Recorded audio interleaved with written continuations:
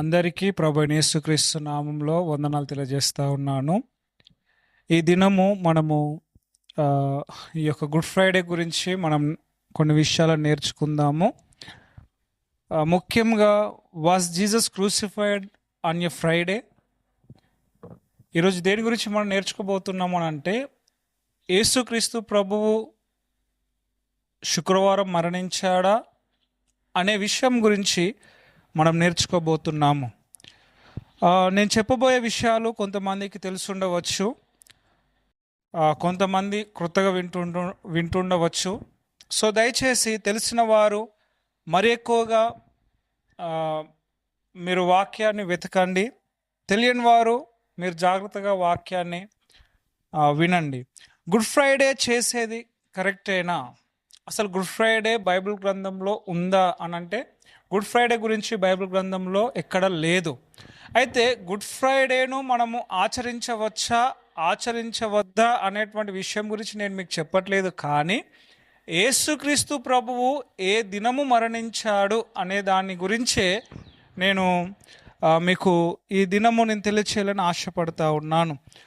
ఒకసారి చూడండి, కీర్తనలు 11వ కీర్తన 3వ వచనంలో అక్కడ ఒక మాట రాయబడి ఉంటుంది, పునాదులు పాడైపోగా నీతిమంతులు ఏమి చేయగలరు అనేటువంటి మాట అక్కడ చాలా స్పష్టంగా ఉంది.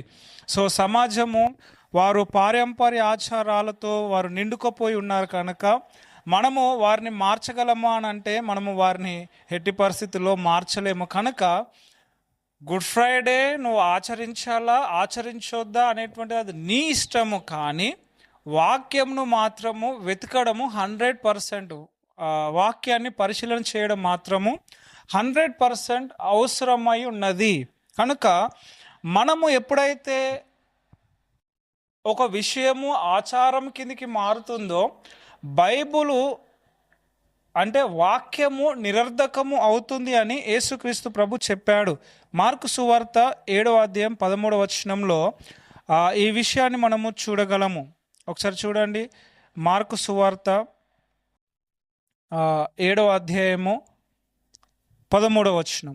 మీరు నియమించిన మీ పారంపర్య ఆచారము వలన దేవుని వాక్యంను నిరర్ధకము చేయుదురు, ఇటువంటివి అనేకములు మీరు చేయుదురు అని చెప్పాను. కాబట్టి దేవుని వాక్యంను నిరర్ధకము చేసేటువంటి ఆచారాలు ప్రజల్లో ప్రబలించబడ్డాయి. కనుక మనము ఆచారాలను చూడాలా లేకపోతే దేవుని యొక్క వాక్యంను చూడాలని అంటే, నేను చెప్పేటువంటి సమాధానం 100% దేవుని యొక్క వాక్యాన్ని మాత్రమే మనం చూడాలి. ఎప్పుడైతే ఒక విధి విధానము ఆచారము కింద మారుతుందో ఖచ్చితంగా వాక్యం అనేటువంటిది నిరర్ధకము చేయబడుతుంది.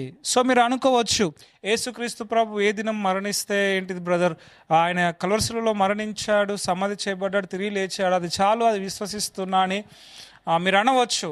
అవును, అది 100% నిజం. యేసుక్రీస్తు ప్రభు కల్వరిశిలువలో మనందరి కొరకు మరణించాడు, సమాధి చేయబడ్డాడు, తిరిగి లేచాడు. అది 100% మీరు ఏదైతే చెప్తున్నారో అది నిజమే. కానీ నా యొక్క ఉద్దేశం ఏంటిదనంటే, ఈ గుడ్ ఫ్రైడే అనేటువంటి ఆచారము వలన దేవుని యొక్క వాక్యమును నిరర్ధకము చేస్తున్నారు. సో ఈ యొక్క వీడియో మీరు పూర్తిగా చూడండి. పూర్తిగా చూసిన తర్వాత మీరు ఈ గుడ్ ఫ్రైడే వలన ఎన్ని వాక్యాలను, దేవుని యొక్క ఉద్దేశాలను మీరు ఎంత నిరర్ధకంగా ఉంటారో ఒకసారి ఆలోచన చేసుకోండి. సో దయచేసి మీరు ఈ బ్రదర్ ఇది చేశాడు కదా, వెంటనే కౌంటర్ ఇద్దామని చెప్పేసి మీరు తొందరపడకండి. నేను అలాంటి అవకాశం మీకు ఇవ్వదలుచుకోలేదు. ఇదే వీడియో నేను ఒక 5 సంవత్సరాల క్రితం చేసినప్పుడు the so called Christians, the మంచి ఎడ్యుకేషన్ వారికి ఉంది అని అనుకున్నాను, కానీ వారికి ఎడ్యుకేషన్ లేక నాతోటి చాలా భయంకరమైనటువంటి వాగ్వాదానికి దిగారు. సో అయినప్పటికీ కూడా నేను చలించిపోలేదు, కృషించిపోలేదు. ఎందుకనంటే మనుషుల ఆచారము ముఖ్యమా దేవుని యొక్క వాక్యము ముఖ్యమా అని అంటే, నాకు 100% దేవుని యొక్క వాక్యమే ముఖ్యము. అయితే ఈ యొక్క గుడ్ ఫ్రైడే ఇప్పుడు గవర్నమెంట్ హాలిడే ఉంటాయి కాబట్టి మీరు సువార్త మీరు చెప్పడానికి మీరు యొక్క దినమును వాడుకుంటే చాలా సంతోషిస్తాను. ఆచారంను వాడుకోకండి, కానీ అవకాశమును సువార్త కొరకు వాడుకోవాల్సిందిగా మిమ్మల్ని చిన్న రిక్వెస్ట్ చేస్తూ ఉన్నాను. సో దయచేసి ఈ యొక్క వాక్యంను చూడండి. సంఘము అనేకమైనటువంటి ఆచారాలలో మునిగి తేలుతూ ఉంది. వాటిని ఇప్పుడు మనం మార్చగలమా అని అంటే, అందుకే కీర్తన 11వ కీర్తనలో మనం ఇలాగ చదివాము, పునాదులు పాడైపోయాయి, సో నీతిమంతులు ఎవరేమీ చేయలేరు. ఇప్పుడు సమాజాన్ని నువ్వు బాగు అనుకోవడం మన మూర్ఖత్వం అయితే తప్ప మనం బాగు చేయలేము. కానీ అలా అని చెప్పేసి మనం ప్రయత్నించకుండా ఉండాలా అని అంటే 100% ప్రయత్నించాలి. మీరు కొంచెము ఇబ్బందిగా నా యొక్క మాటలు అనిపించవచ్చు, కానీ అదే సత్యము. పునాదులు పాడైపోగా నీతిమంతులు ఏమి చేయలేరు. ఇజ్రాయెల్ ప్రజల విషయంలో ఇదే జరిగింది. మోషే 40 దినములు కొండెక్కి దేవునితో మాట్లాడుతున్నప్పుడు మోషే ఏమైపోయానో మాకు తెలియదు అని చెప్పేసి ఇజ్రాయెల్ ప్రజలు అహరోను దగ్గరికి వచ్చారు. అహరోను దగ్గరికి వచ్చి వారు ఏం చేశారు, మాకు ముందు నడవడానికి ఒక దేవుని చేయను అని అన్నాడు. అహరోను ఒక పోసిన విగ్రహము బంగారంతో చేస్తాడు. దేవుడు చెప్తాడు మోషేకు, మోషే కొండ దిగి వస్తాడు. కొండ దిగి వచ్చిన తర్వాత ఒక ప్రశ్న అడుగుతాడు అహరోనును, నువ్వు చేసినది ఏమిటి అని అడిగినప్పుడు వెంటనే అహరోను ఒక మాట చెప్తాడు అక్కడ, ఈ ప్రజలు దుర్మార్గులు అని చెప్తాడు. అంటే పునాదులు పాడైపోయినాయి, నేనేం చేయగలను అని అర్థం. అలా అని చెప్పేసి మనము ప్రయత్నించకుండా ఉండాలని అంటే 100% మనము బాగుపరచడానికి ప్రయత్నము చేయాలి. దయచేసి నా మాటలు తప్పుగా అర్థం చేసుకోకండి. సంఘము ఇలాంటి ఆచారములలో మునిగి తేలుతా ఉంది.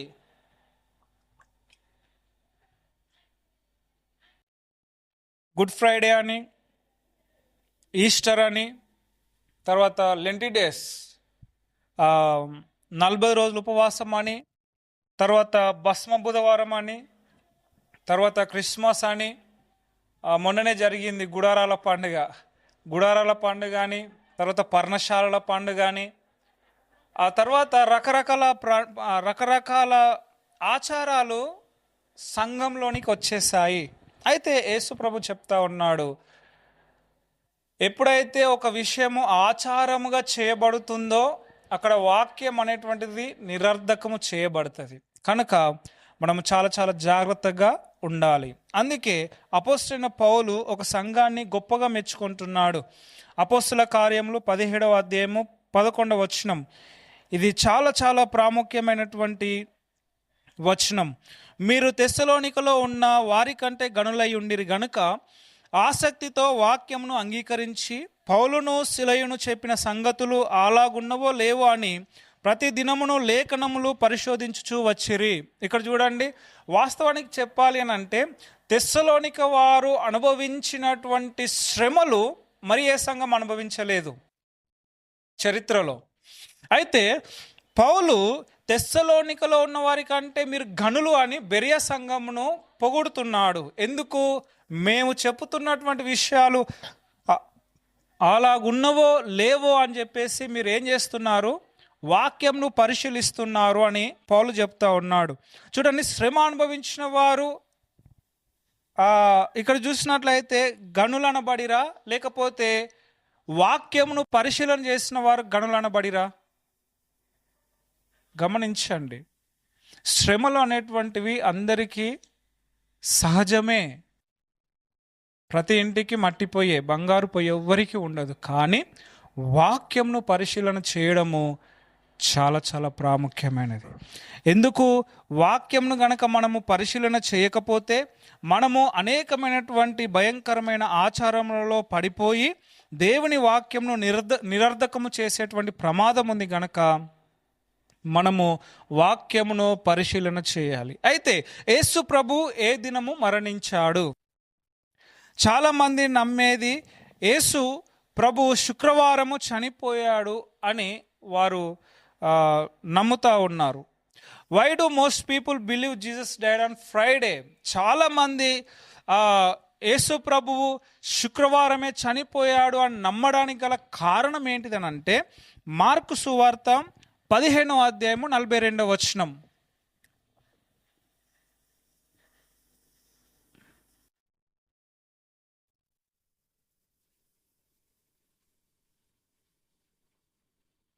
సో ఈ వచనంను ఆధారం చేసుకొని చాలామంది యేసుక్రీస్తు ప్రభు శుక్రవారం చనిపోయాడు అని ఒక నిర్ధారణకు వచ్చేశారు. మార్కు సువార్త 15వ అధ్యాయము 42వ వచనం.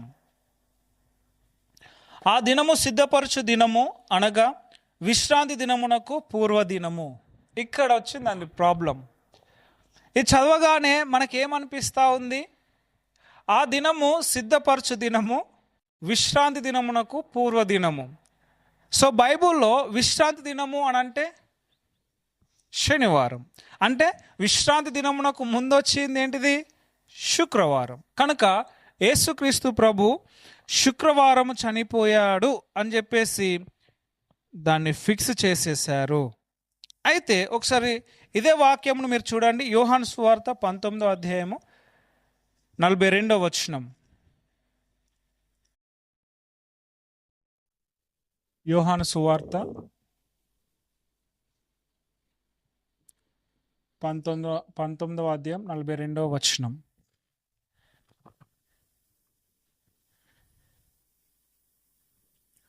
ఆ సమాధి సమీపంలో ఉండెను గనక ఆ దినము యూదులు సిద్ధపరచు దినమైనందున వారు అందులో యేసును పెట్టిరి.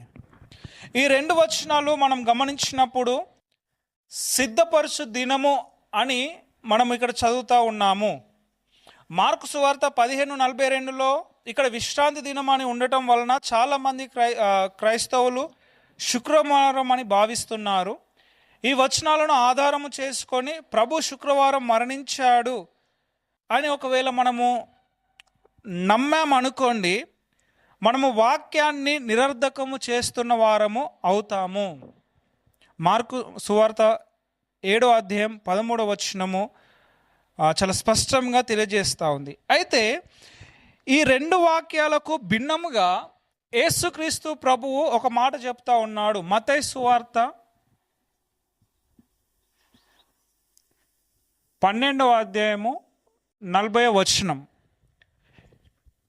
ఒకసారి చూడండి, చదివినాక మీకు వివరిస్తాను. మత్తయి సువార్త 12వ అధ్యాయము 42వ వచనం. అక్కడ యోనాను గురించినటువంటి సూచన యేసుక్రీస్తు ప్రభు పరిసయ్యులకు ఇస్తాడు. 40వ వచనం. యోన 3 రాత్రింబగళ్ళు తిమింగలము కడుపులో ఎలాగుండెనో అలాగు మనుష్య కుమారుడు 3 రాత్రింబగళ్ళు భూగర్భంలో ఉండును. ఇక్కడ యేసుక్రీస్తు ప్రభు చాలా స్పష్టంగా చెప్తా ఉన్నాడు. ఏంటిదనంటే 3 పగళ్ళు 3 రాత్రులు ఖచ్చితంగా మనుష్య కుమారుడు భూగర్భంలో ఉండాలి అని యేసుక్రీస్తు ప్రభు తెలియజేస్తూ ఉన్నాడు. మార్కు సువార్త 15వ అధ్యాయము 42వ వచనము, యోహాను సువార్త 19వ అధ్యాయం 42వ వచనము. ఈ 2 వచనాలు మత్తయి సువార్త 12వ అధ్యాయం 40వ వచనంతో మనం కంపేర్ చేసినప్పుడు చాలా వ్యతిరేకంగా ఉన్నట్టు మనం గమనించవచ్చు. మార్కు సువార్త 15:42 ప్రకారం ఒకవేళ యేసుక్రీస్తు ప్రభువు శుక్రవారము చనిపోయాడు అనుకుందాం. శుక్రవారము, శనివారము, ఆదివారము. దీనిని మనము దగ్గరగా కొంచెం గమనించుదాము. అంటే ఇది ఎవరైతే యేసుక్రీస్తు ప్రభు శుక్రవారం చనిపోయాడని విశ్వసిస్తున్నారో వారి యొక్క ఆలోచనను నేను ఇక్కడ మీకు చూపిస్తున్నాను.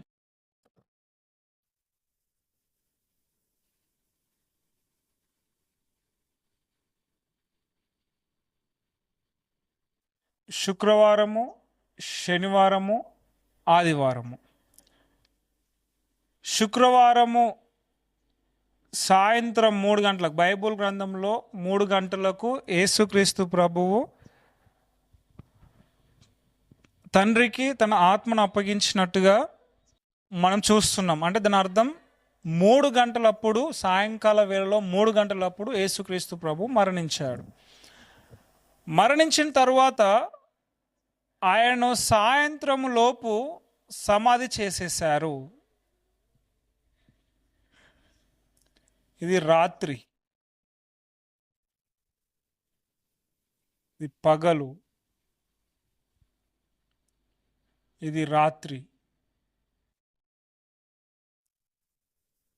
ఇది పగలు. ఒకసారి మనం ఇక్కడ గమనించుదాం. యేసుక్రీస్తు ప్రభువు మత్తయి సువార్తలో 12వ అధ్యాయంలో 3 రాత్రులు 3 పగళ్ళు అని చాలా స్పష్టంగా తెలియజేస్తున్నాడు. మార్కు సువార్త 15వ అధ్యాయం 42వ వచనం, విశ్రాంతి దినమునకు పూర్వదినం అంటే శుక్రవారం అనుకొని చాలామంది ఏం చేస్తూ ఉన్నారు అని అంటే, యేసు ప్రభు శుక్రవారం చనిపోయాడు అని అంటే శుక్రవారం నైటు ఒక రాత్రి, తర్వాత తెల్లారిన తర్వాత శనివారం కాబట్టి శనివారం పగలు ఒక పగలు, ఆ తర్వాత శనివారం రాత్రి రెండు రాత్రులు. అయితే మరి యేసుక్రీస్తు ప్రభు మరలి పగలు ఉన్నాడా? లేదు. ఆయన ఆదివారము తెల్లవారుజామున లేచాడు, సమాధిని గెలిచాడు అని నమ్ముతున్నారు. అవును, ఆయన 100% ఆదివారము ఆయన సమాధి గెలిచి తిరిగి లేచాడు, దానిలో ఎలాంటి సందేహం లేదు. అయితే మత్తయి సువార్త 12:40లో చెప్పబడిన ప్రకారము ఇక్కడ ఎన్ని రాత్రులు ఎన్ని పగళ్ళు అయినాయో గమనించుదాం. శుక్రవారం నైటు 1 పగలు, శనివారం పగలు 1 పగలు, మళ్ళీ శనివారం రాత్రి 2 రాత్రులు. అంటే శుక్రవారం నైటు శనివారం నైటు 2 రాత్రులు పగలు, శనివారం పగలు జరిగింది. కానీ యేసు ప్రభు ఆదివారమే లేచాడు. మరి ఇక్కడ 3 రాత్రులు 3 పగళ్ళు మనకు కనిపిస్తున్నాయా? ఒకవేళ అలా కనిపించట్లేదు, సరే ఈ 2 రాత్రులు 1 పగలను మనం ఒక దగ్గర రోజులుగా మనం పరిగణిస్తే 1.5 డే, 1.5 రోజులు అవుతా ఉంది. సో ఇప్పుడు యేసు ప్రభు శుక్రవారం చనిపోయాడు అని అంటే ఈ మత్తయి సువార్త 12వ అధ్యాయం 40వ వచనము నిరర్థకం అవుతుంది, అంటే అది అబద్ధం అవుతుంది. ఇప్పుడు ఒకవేళ యేసు ప్రభు శుక్రవారం చనిపోలేదు, వేరొక దినం చనిపోయాడు అని అంటే మార్కు సువార్త 15వ అధ్యాయం 42వ నిరర్థకం అవుతుంది. మరి ఇప్పుడు ఏంట్లా? మార్కు సువార్త 15:42 ప్రకారం చూస్తే మత్తయి సువార్త 12వ అధ్యాయం 40వ వచనం అబద్ధం అయిపోతుంది. ఇప్పుడు మత్తయి సువార్త 12వ అధ్యాయం 40వ వచనం ప్రకారం చూస్తే మార్కు సువార్త 15వ అధ్యాయం 42వ వచనం అబద్ధం అయిపోతుంది. మరి వాక్యము అబద్ధమైనదా? కాదు, 100% వాక్యము సత్యమైనది. మార్కు సువార్త 15వ అధ్యాయం 42వ వచనము సత్యమైనదే, మత్తయి సువార్త 12వ అధ్యాయం 40వ వచనము సత్యమైనదే. కాకపోతే ఇక్కడ సమస్య ఏంటిదనంటే మన ఆలోచనలో ఉంది, మనము వాక్యంను అర్థం చేసుకునే విధానంలో ఉంది. సో మన ఆలోచనలు మార్చుకుంటే ఆ 2 వచనాలు మనకు అర్థమవుతుంది. మళ్ళీ మన ఆలోచనలు మార్చుకోవాలి అనగానే దయచేసి నేను చెప్పింది నమ్మండి, నేను చెప్పింది మీరు ఫాలో కాండి అన్న ఉద్దేశము కాదు. వాక్యముతో పోల్చి చూడాలి. మీరు ఒకసారి గమనించండి, చూడండి. 1 కొరింథీయులకు రాసిన పత్రిక 2వ అధ్యాయము 13వ వచనం.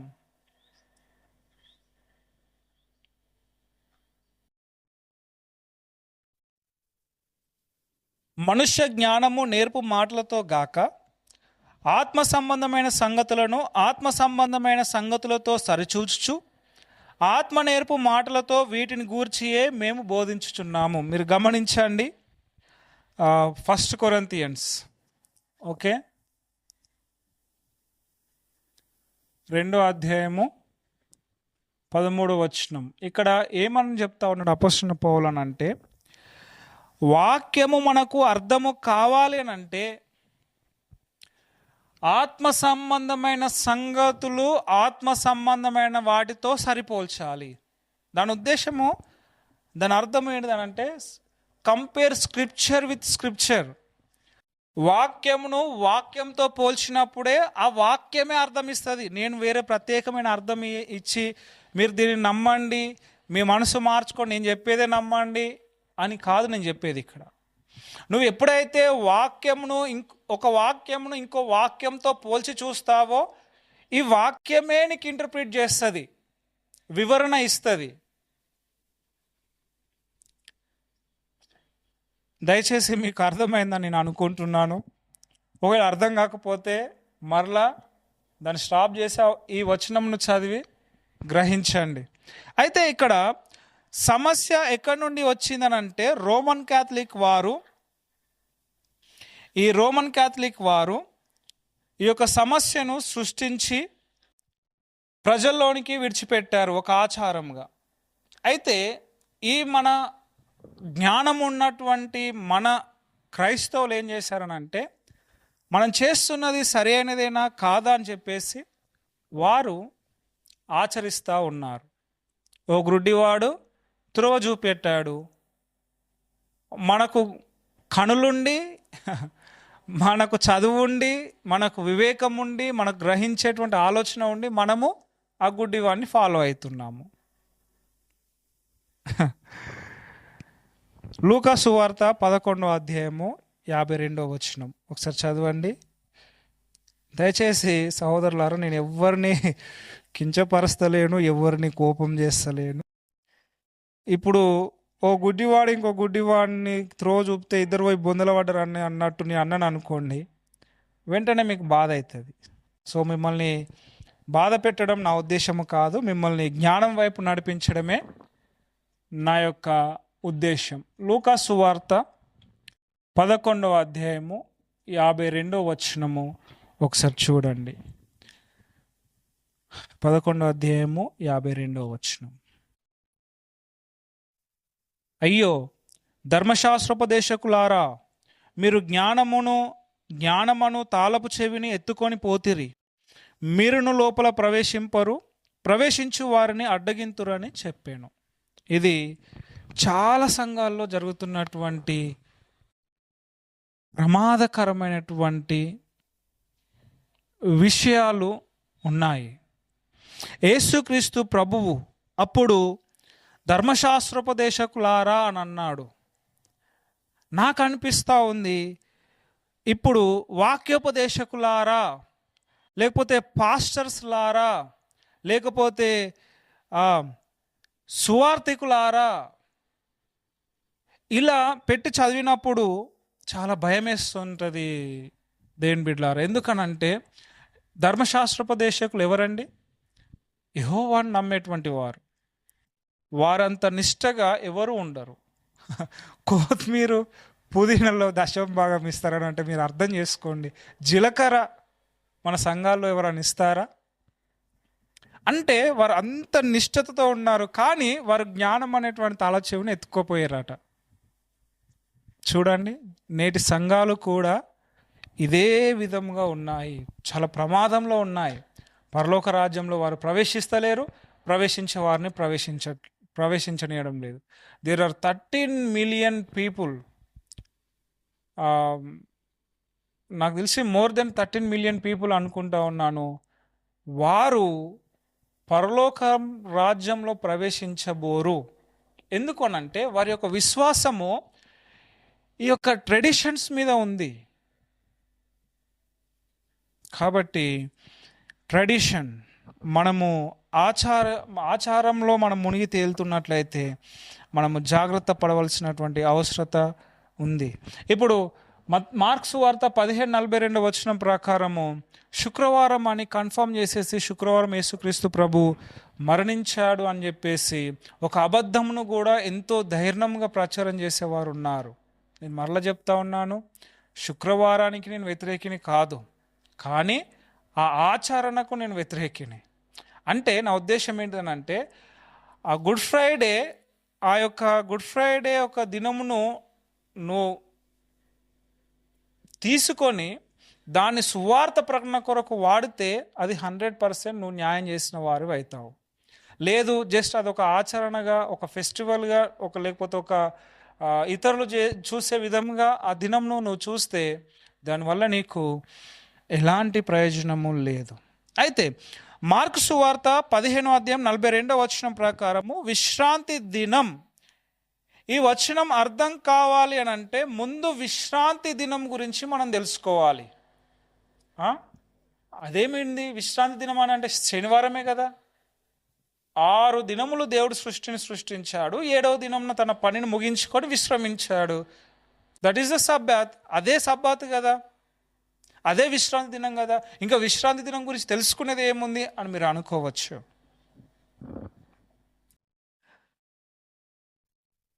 ఇక్కడ మనం గమనించాలి, యూదులకు సంవత్సరం మొదటి నెలలో 14వ రోజు నుండి 21 రోజు వరకు, అంటే వారం వచ్చే విశ్రాంతి దినము శనివారము కాకుండా అదనంగా ఇంకా 2 విశ్రాంతి దినాలు వీరికి చేర్చబడతాయి.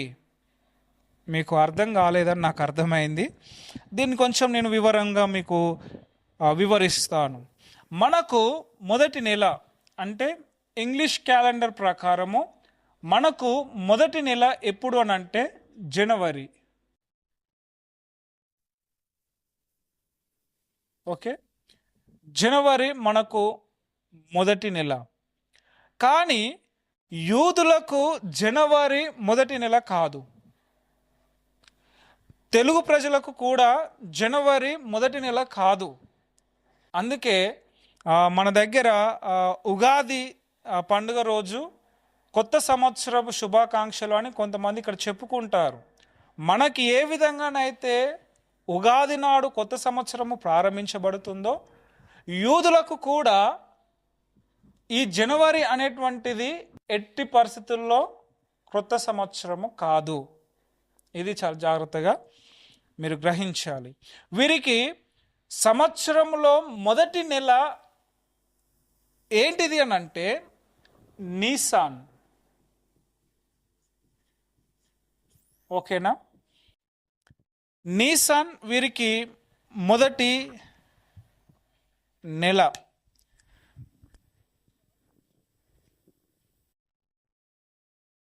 March, April. ఇప్పుడు మనము 4వ నెలలో మనం ఉన్నాము, కానీ యూదా ప్రజలు ఇప్పుడు మొదటి నెలలో ఉన్నారు. వాళ్ళ క్యాలెండర్కి మన క్యాలెండర్కి చాలా వ్యత్యాసం. సో నిర్గమకాండం, ఇక్కడ మనం గమనించుదాం కొన్ని విషయాలు. నిర్గమకాండము 12వ అధ్యాయము 2-3 వచనాలు, అదేవిధంగా 7-8 వచనాలు,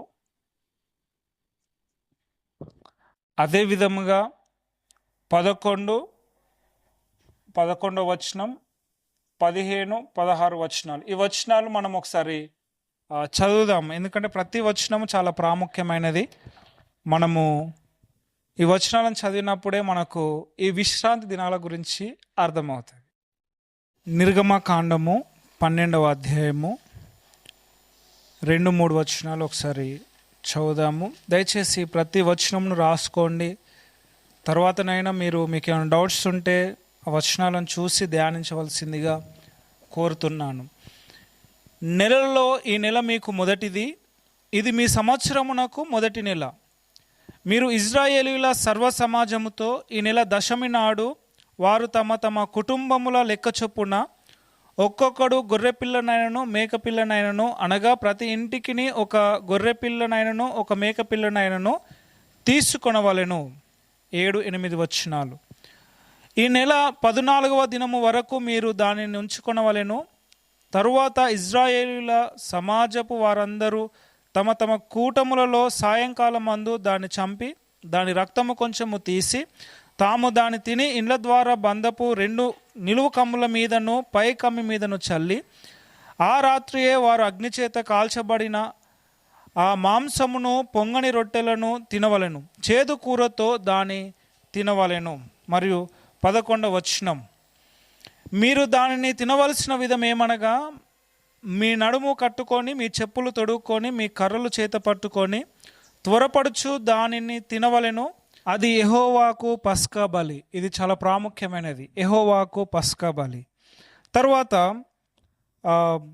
15-16 వచనంలో ఒకసారి చూద్దాము. 7 దినములు పులియని రొట్టెలను తినవలెను. మొదటి దినమున మీ ఇండ్లలో నుండి పొంగినది పారవేయవలెను. మొదటి దినము మొదలుకొని 7వ దినము వరకు పులిసిన దానిని తిను ప్రతి మనుష్యుడు ఇశ్రాయేలీయులలో నుండి కొట్టివేయబడును. ఆ మొదటి దినమున మీరు పరిశుద్ధ సంఘముగాను 7వ దినమున పరిశుద్ధ సంఘముగాను కూడుకొనవలెను. ఆ దినముల యందు ప్రతి వాడు తినవలసినది మాత్రమే మీరు సిద్ధపరచవచ్చును. అదియుగాక మరి ఏ పనియు చేయకూడదు. ఇక్కడ చూడండి, సిద్ధపరచవచ్చును అనేటువంటిది ప్రాముఖ్యమైనటువంటి మాట. అయితే ఇక్కడ మనము గమనించినట్లయితే, మీకు ఇక్కడ బోర్డు మీద కొన్ని బాక్స్ వేసాను మీకు ఈజీగా అర్థం కావడానికి.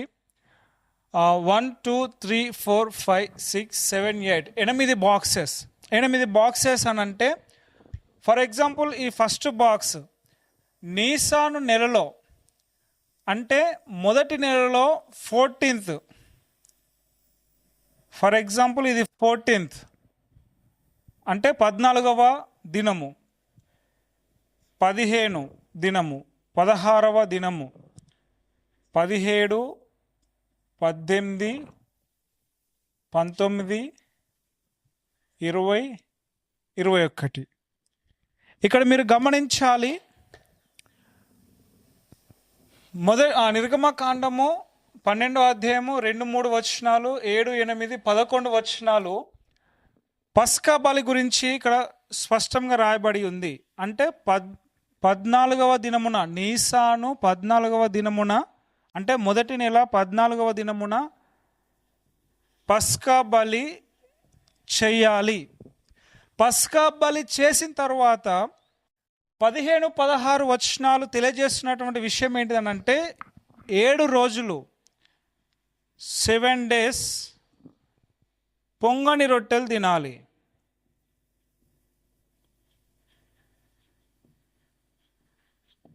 ఓకే, 7 days పొంగని రొట్టెలు తినాలి. అయితే నిర్గమకాండము 12వ అధ్యాయం 15-16 వచనము పస్కా బలి జరిగిన మొదటి దినము అంటే పస్కా బలి జరిగిన దగ్గర నుండి 7 దినాలు 1 2 3 4 5 6 7 ఈ 7 దినాలు ఏం చేయాలి అంటే పొంగని రొట్టెలు తినాలి. అయితే ఈ పస్కా బలి జరిగిన మరుసటి రోజు బైబిల్ గ్రంథంలో ఏమనుందనంటే విశ్రాంతి దినము అని రాయబడింది.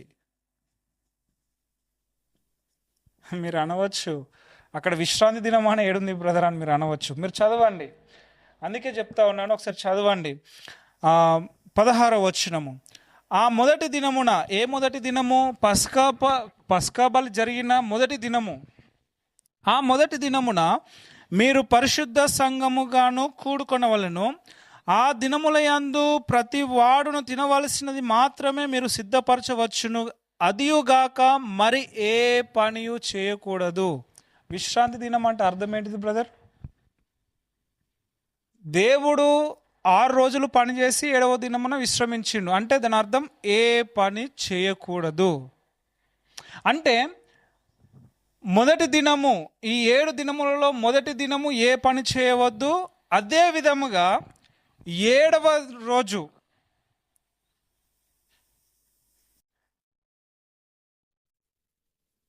ఏడవ రోజు కూడా విశ్రాంతి దినము, మీరు ఏ పని చేయవద్దు అని దేవుడు మోషే ద్వారా ఇజ్రాయెల్ ప్రజలకు చెప్తున్నాడు. అంటే ఈ పస్కా బలి జరిగిన తర్వాత వచ్చేటువంటి 7 రోజులలో వీరికి 2 అదనమైనటువంటి విశ్రాంతి దినాలు జత చేయబడ్డాయి. ఇవి రెగ్యులర్గా వచ్చేటువంటి అంటే వారం వచ్చేటువంటి విశ్రాంతి దినాలు కాదండి. వారము, శనివారము ఖచ్చితమైనటువంటి విశ్రాంతి దినం, అది కామన్, ప్రతి నెలలో అది కామన్. అయితే ఈ నీసాను మాసంలో మాత్రమే 14వ దినము తర్వాత ఒక విశ్రాంతి దినము, ఆ తర్వాత 7వ దినమున ఒక విశ్రాంతి దినము, ఈ 2 విశ్రాంతి దినాలు వీళ్ళకి అదనంగా యాడ్ అవుతాయి. ఈ విషయము చాలామంది క్రైస్తవులకు తెలియదు. తెలియక మార్కు సువార్త 15:42 పట్టుకొని విశ్రాంతి దినమునకు పూర్వదినము సిద్ధపరిచేటువంటి దినం అది శుక్రవారం అని చేసేసి కన్ఫర్మ్ చేసేసారు. నో. అయితే మీరు అనవచ్చు, ఈ నిర్గమకాండం ఒక వచనంను పట్టుకొని మీరు ఎలా నిర్ధారిస్తారు అని మీరు అనవచ్చు. ఇంకా వచనాలు ఉన్నాయి, ఇంకా ఆ వచనాల్లో కూడా చాలా క్లుప్తంగా రాయబడింది. సంఖ్యాకాండము, ఓకే, సంఖ్యాకాండము 28వ అధ్యాయము 16 నుండి 18 వచనాలు మరియు 25వ వచనం ఒకసారి చదువుదాము. చూడండి, సంఖ్యాకాండం 28వ అధ్యాయము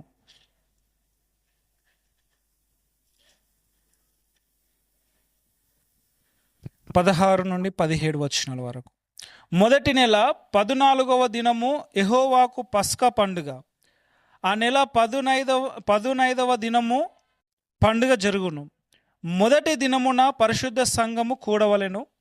అందులో మీరు జీవనోపాధి అయిన పనులేమీ చేయకూడదు. 25వ వచనము. 7వ దినమున పరిశుద్ధ సంఘము కూడవలెను. ఆ దినమున మీరు జీవనోపాధి అయిన పనులేమీ చేయకూడదు. మీకు అర్థమవుతుందా ఈ వాక్యాలు? 14వ దినమున పస్కా బలి అయిన తర్వాత 7 దినములు మీరు పొంగని రొట్టెలు తినాలి. ఈ పస్కా బలి అయిన మొదటి దినం అంటే 7 దినాలలో మొదటి దినం పరిశుద్ధ సంఘముగా విశ్రాంతి దినముగా మీరు ఆచరించాలి. ఏ జీవనోపాధి అయినా మీరు చేయకూడదు. ఆ తర్వాత 7వ దినమున కూడా మీరు ఏ పని చేయకూడదు. అంటే దాని అర్థం ఏంది? వీరికి అదనముగా 2 విశ్రాంతి దినాలు ఈ నీసాను మాసమందు ఈ 14వ దినము తర్వాత వీళ్ళకు యాడ్ అవుతవి. ఆ తర్వాత లేవి కాండము 23,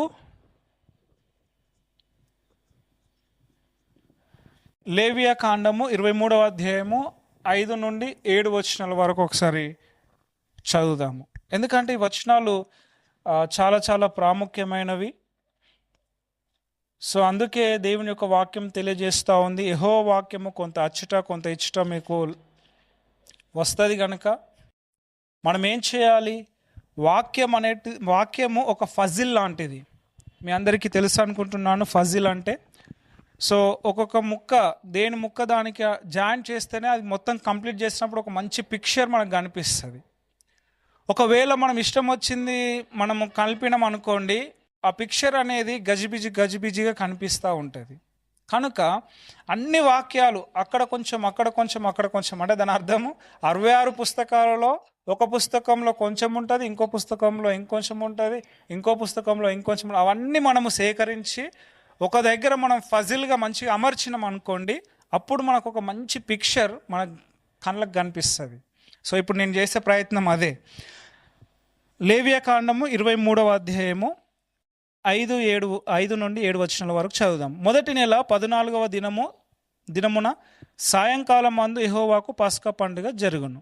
ఆ నెల 15వ దినమున యెహోవాకు పొంగని రొట్టెల పండుగ జరుగును. 7 దినములు మీరు పొంగని వాటినే తినవలెను. మొదటి దినమున మీరు పరిశుద్ధ సంఘముగా కూడవలెను. అందులో మీరు జీవనోపాధి అయిన ఏ పని చేయకూడదు. 7 దినములు మీరు యెహోవాకు హోమార్పణం చేయవలెను. 7వ దినమున పరిశుద్ధ సంఘముగా కూడవలెను. అందులో మీరు జీవనోపాధి అయిన ఏ పని చేయకూడదని వారితో చెప్పాను.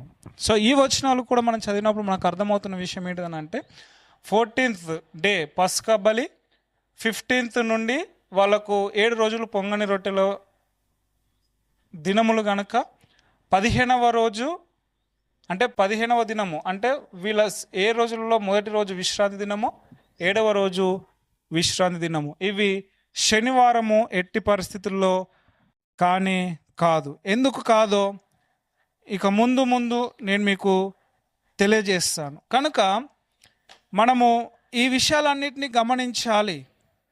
మరియు ఈ యొక్క పస్కా పండుగ అనేటువంటి దానికి తర్వాత ఈ విశ్రాంతి దినము అని చెప్పబడే ఈ 15th నాడు దానికి ఒక రెండు పేర్లు కూడా ఉన్నాయి. వాటికి మనం ఆ పేర్లు కూడా మనం చూద్దాము. లూకా సువార్త 22వ అధ్యాయం 7వ వచనం. లూకా సువార్త 22వ అధ్యాయము 7వ వచనము ఒకసారి చూడండి.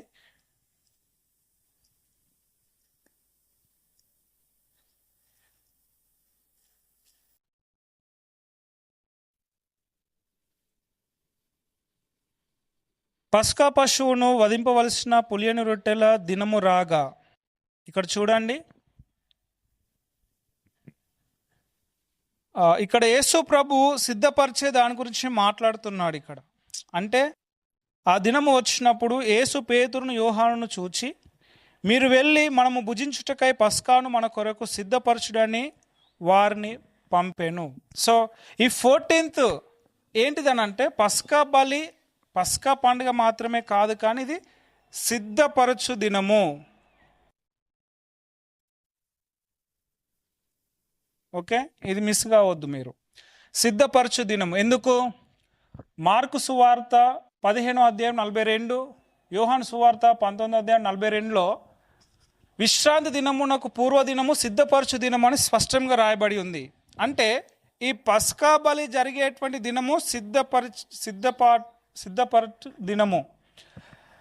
తర్వాత యోహాను సువార్త 19వ అధ్యాయం 31వ వచనం. 19వ అధ్యాయం 31వ వచనం. ఈ వచనం కూడా ఒకసారి మనం చూద్దాము. లూకా సువార్త 22:7-8 వచనాలు ఏమో 14th డే సిద్ధపరచు దినము అని మనం చూస్తున్నాము. యోహాను సువార్త 19:31 15th డే గురించి ఇక్కడ మాట్లాడుతూ ఉన్నాడు. ఒకసారి చూద్దాం. యోహాను సువార్త 19వ అధ్యాయము 31వ వచనం. 19:31. ఆ దినము సిద్ధపరచు దినము, మరుసటి విశ్రాంతి దినము మహాదినము. చూడండి, ఇక్కడ ఈ విశ్రాంతి దినానికి ఇంకో పేరు ఉంది, అది మహాదినము.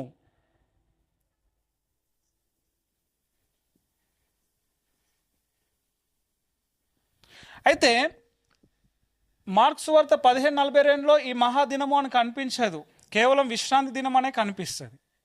కానీ యోహాను సువార్త 19:31 ప్రకారము ఈ విశ్రాంతి దినము మహాదినము. చూడండి, మీరు గమనించండి, మహాదినము అంటే రెగ్యులర్గా వచ్చేటువంటి శనివారము సబ్బాతు దినము కాదు ఇది. This is different. సో ఇది మహాదినము, విశ్రాంతి అంటే మహాదినము. ఈ మహాదినము అనేది రెగ్యులర్గా వచ్చే విశ్రాంతి దినాన్ని అనరు. బైబిల్ మొత్తం చూడండి మీరు. తర్వాత ఈ 7వ దినము కూడా మహాదినము.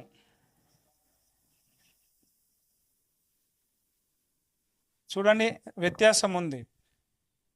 వారం వారం వచ్చే సబ్బాతుకు, విశ్రాంతి దినానికి, ఈ నీసాను మాసము 14th తర్వాత వచ్చేటువంటి అధిక 2 విశ్రాంతి దినాలకు ఇంకొక పేరు ఉంది, అది మహాదినము. సో వీటిని ఆధారం చేసుకొని మనము యేసుక్రీస్తు ప్రభువు శుక్రవారము చనిపోలేదు అని మనము రూఢిపరచవచ్చును. సో మీకు ఇంతవరకు మీరు గమనిస్తున్నారని నేను అనుకుంటా ఉన్నాను. విశ్రాంతి దినము అనంటే నీసాను మాసంలో పస్కా బలి తర్వాత యూదులకు అదనముగా 2 విశ్రాంతి దినాలు వారికి జత చేయబడ్డాయి. అది ఎట్టి పరిస్థితుల్లో శనివారం వచ్చేటువంటి విశ్రాంతి దినము కాదు.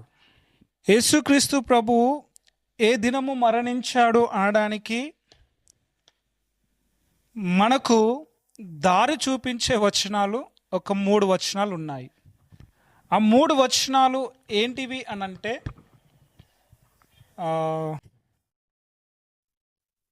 ఓకే ఇక్కడ రాస్తాను, మీరు చూడండి. తుడిపేస్తూ ఉన్నాను, ఎందుకంటే వచనాలు అనేటువంటివి మనకు ప్రాముఖ్యమైనది. సో మనకు దారి చూపించేటువంటి వచనాలు 3 వచనాలు బైబిల్ గ్రంథంలో మనకున్నవి. మత్తయి సువార్త 12వ అధ్యాయము 40వ వచనము, ఆ తర్వాత యోహాను సువార్త 20వ అధ్యాయం 1వ వచనము, మత్తయి సువార్త 28 మొదటి వచనం.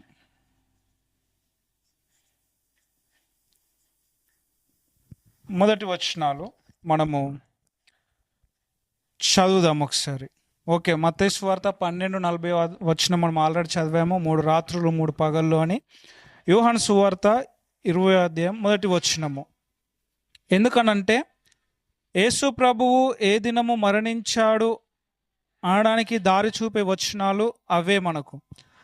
ఆదివారమున ఇంకను చీకటిగా ఉన్నప్పుడు మగ్దలేనే మరియ పెందలకడ సమాధి యొద్దకు వచ్చి సమాధి మీద ఉండిన రాయి తీయబడి ఉండుట చూచెను.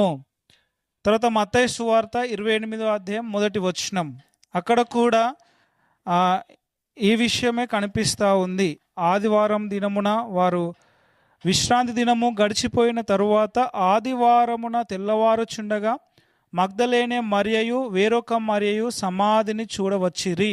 ఇక్కడ చూసినట్లయితే యేసుక్రీస్తు ప్రభు ఏ దినము మరణించాడు అని మనకు దారి చూపడానికి ఏం ఆధారాలు ఉన్నాయని అంటే, ఒకటి 3 రాత్రులు 3 పగళ్ళు, రెండవది యేసుక్రీస్తు ప్రభు తిరిగి లేచినటువంటి దినము ఆదివారము. అయితే 14 నాడు పస్కా బలి జరగాలి అంటే అదే దినము యేసుక్రీస్తు ప్రభువు కల్వరి శిలువలో చనిపోవాలి. మీకు అర్థమైందా? సో ఈ దినమును మనము తీసుకొని 3 రాత్రులు 3 పగళ్ళు మనం తీసుకుంటే ఆ దినము నుండి మనము బ్యాక్ వచ్చి మళ్ళీ ఒక 14th దినము మనం అంటే ఏ రోజు అనేటువంటిది నిర్ధారించవచ్చు, అంటే వారము. ఒకసారి చూద్దాము. ఇది 14th రోజు. ఇక్కడ చాలా డిస్టర్బెన్స్ వస్తుంది. పొద్దునుండి ముందు ఏదో వర్క్ చేయలేదు, సడన్గా వాక్యం చెప్తుంటే వచ్చి వర్క్ చేస్తున్నారు. సరే, ఏదేమైనా దేవునికి మహిమ. ఇక్కడ ఒకరోజు 14th అనే ఒక రోజును నేను వాక్యానుసారంగా పగలు రాత్రిగా విభజిస్తున్నాను. సో ఇది రాత్రి,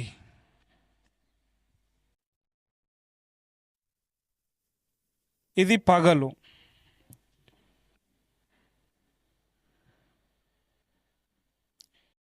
ఇది రాత్రి. నేను మరలి చెప్తా ఉన్నాను, నీ ఆలోచన ప్రకారం ఆలోచన చేస్తే కాదు, వాక్యము యొక్క వెలుగులోనికి నువ్వు రావాలి. వాక్యము ఏ విధంగా ఒక రోజును చూస్తుందో నువ్వు ఆ విధంగా ఒక రోజును చూస్తేనే నీకు ఈ విషయం అర్థమవుతుంది. 16వ దినము, ఇది రాత్రి, ఇది పగలు. 17వ దినము, ఇది రాత్రి, ఇది పగలు. 18వ దినము, ఇది రాత్రి, ఇది పగలు. 19వ దినము, ఇది రాత్రి. దయచేసి నేను ఎందుకు ఇంత స్లోగా చెప్తా ఉన్నానంటే మీకు అర్థం కావాలి. మీకు అర్థం కాకుండా నేను ఫాస్ట్గా చెప్పుకుంటూ వెళ్తే మీకు అర్థం కాదు. సో కొంతమంది మాంసం తినే స్థితిలో ఉన్నారు, కొంతమంది పాలను తాగే స్థితిలోనే ఉన్నారు. కనుక మాంసం తినే స్థితిలో ఉన్నటువంటి మీకు ఇది స్లో అనిపించవచ్చు, కానీ ఇది కేవలం మీకోసమే కాదు కదా, అందరి కొరకు కాబట్టి ఓపిక పట్టండి. రైట్, ఇక్కడ మనం చూసినట్లయితే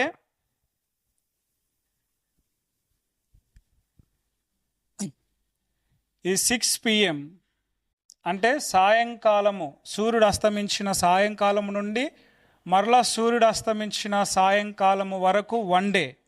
మళ్ళీ ఇక్కడ నుండి 6 PM to 6 PM, 6 PM to 6 PM, 6 PM, 6 PM, 6 PM, 6 PM. అంటే వాక్యానుసారంగా సాయంత్రం నుండి సాయంత్రం వరకు ఒక దినముగా మనము బైబుల్ మనము చూడాలి. ఓకే, 14th పస్కా బలి జరిగింది అని అంటే పస్కా బలి జరిగిన ఈ దినము రోజే, సిద్ధపరచు దినము రోజే, అంటే పస్కా రోజే యేసుక్రీస్తు ప్రభువు చనిపోయాడు. కల్వరి శిలువలో తన ప్రాణమును మనందరి కొరకు ఇచ్చాడు. ఇది ఎప్పుడు జరిగింది?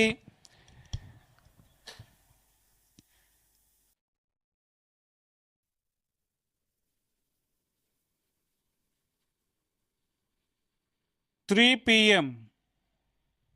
ఓకేనా? సాయంకాలము 14th సాయంకాలము యేసుక్రీస్తు ప్రభు 3 గంటల, ఇంచుమించు 3 గంటల సమయమున ఆయన మన కొరకు ప్రాణం ఇచ్చాడు. ప్రాణం ఇచ్చిన తర్వాత ఆయనను విశ్రాంతి దినము రాకమునుపే సమాధిలో, అంటే కరెక్ట్ 6 PM, ఓకేనా, కరెక్ట్ 6 PM లోపు యేసుక్రీస్తు ప్రభును సమాధి చేశారు. రైట్. యేసుక్రీస్తు ప్రభు ఎప్పుడు చనిపోయాడో, ఎప్పుడు సమాధి చేయబడ్డాడో మనకు తెలిసింది. కానీ ఆ వారం ఏం వారము అనేది ఇప్పుడు మనము తెలుసుకోవాలి అని అంటే యేసుక్రీస్తు ప్రభు చెప్పిన మత్తయి సువార్త 12:40 3 పగళ్ళు 3 రాత్రులు మనం ఇక్కడ కౌంట్ చేయాలి. చూడండి, యేసుక్రీస్తు ప్రభువు ఎప్పుడు చనిపోతాను అనేటువంటి విషయం చెప్పలేదు అక్కడ 12:40లో. కానీ చనిపోయిన తరువాత తన దేహము 3 రాత్రులు 3 పగళ్ళు భూగర్భంలో ఉంచబడుతుందని మాత్రమే చెప్పాడు. అందుకే యేసు ప్రభువు సాయంకాలంలో 3 గంటలకు చనిపోయాడు కనుక ఇక్కడ నుండి 72 గంటలు తీసుకోవడానికి వీలు లేదు. ఇది గమనించండి. రైట్. యేసుక్రీస్తు ప్రభు చెప్పినట్టుగా 3 పగళ్ళు 3 రాత్రులు ఇక్కడ నుండి మనము కౌంట్ చేద్దాము. ఇది మొదటి రాత్రి, ఇది మొదటి పగలు, ఇది 2వ రాత్రి, ఇది 2వ పగలు, ఇది 3వ రాత్రి, ఇది 3వ పగలు. యేసుక్రీస్తు ప్రభువు ఎప్పుడు తిరిగి లేచాడు? మరలా కన్ఫ్యూజ్ కావద్దు. యేసు ప్రభువు కరెక్ట్ 72 గంటలు సమాధిలో ఉంచబడి 72 గంటలు, మరలా 1 నిమిషం అటు కాకుండా 1 నిమిషం ఇటు కాకుండా కరెక్ట్ ఆయన తిరిగి లేచాడు. నువ్వు విశ్వసించకపో, బైబుల్ ఏం చెప్తుందో అది మాత్రమే చెప్తా ఉన్నాను. అయితే యేసుక్రీస్తు ప్రభువు ఆదివారం, అంటే 1 2 3 3 పగళ్ళు 3 రాత్రులు గడిచిన తరువాత యేసుక్రీస్తు ప్రభువు తిరిగి లేచాడు. ఇక్కడ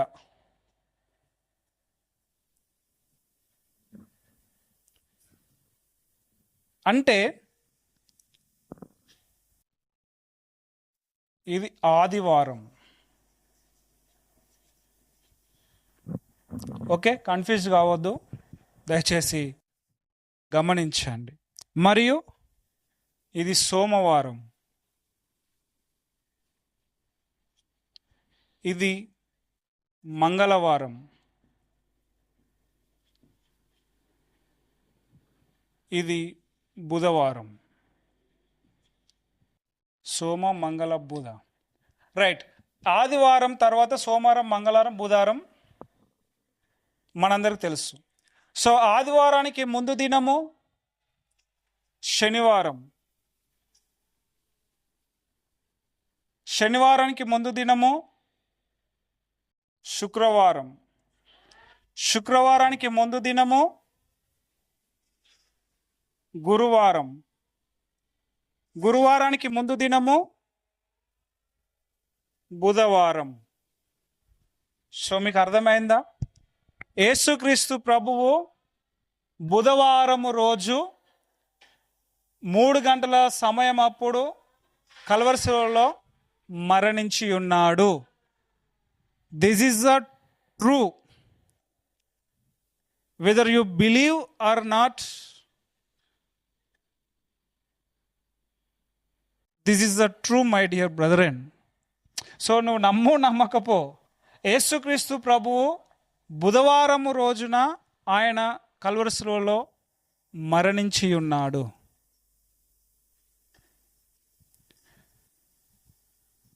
ఇది చాలా చాలా ప్రాముఖ్యమైనది. ఈరోజు గుడ్ ఫ్రైడే, ఈ సంవత్సరం గుడ్ ఫ్రైడే 3వ తారీఖు వచ్చింది. బట్ ఆ డేట్ కూడా తప్పు, డే తప్పు, డేట్ తప్పు. నీసాన్ 14th డే రోజున యేసుక్రీస్తు ప్రభువు పస్కా బలి అయిపోయాడు. సో యేసుక్రీస్తు ప్రభువు బుధవారము రోజున ఆయన కల్వరి శిలువలో మరణించి ఉన్నాడు. బై ద వే మీకు ఇంకొక విషయం చెప్పాలి. యేసుక్రీస్తు ప్రభువు ఆయన తిరిగి లేచింది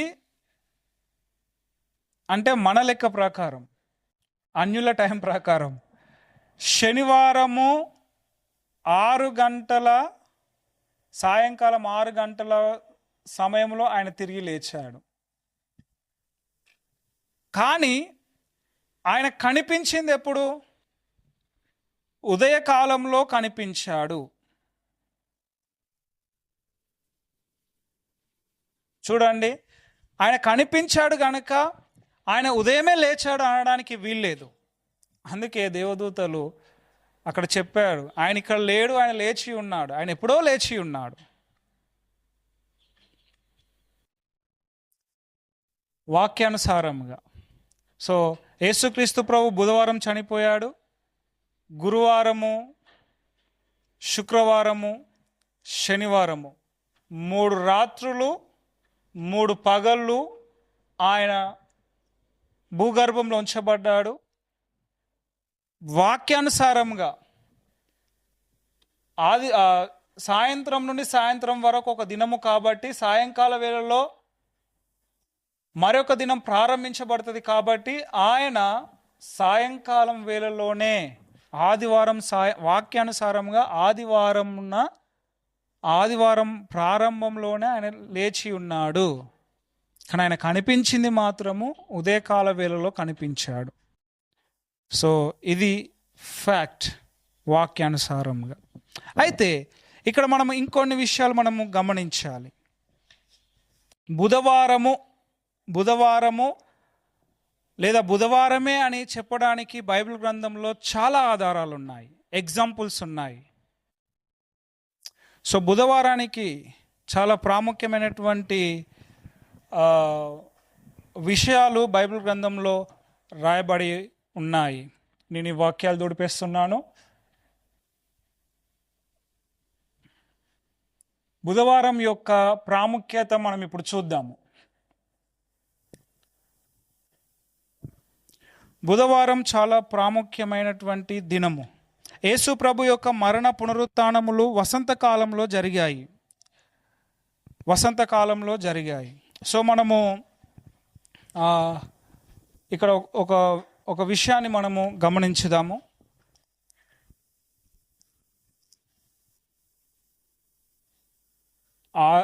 ఆదివారము, అంటే సోమవారము, అంటే మంగళవారం, బుధవారం, గురు, శుక్ర, శని.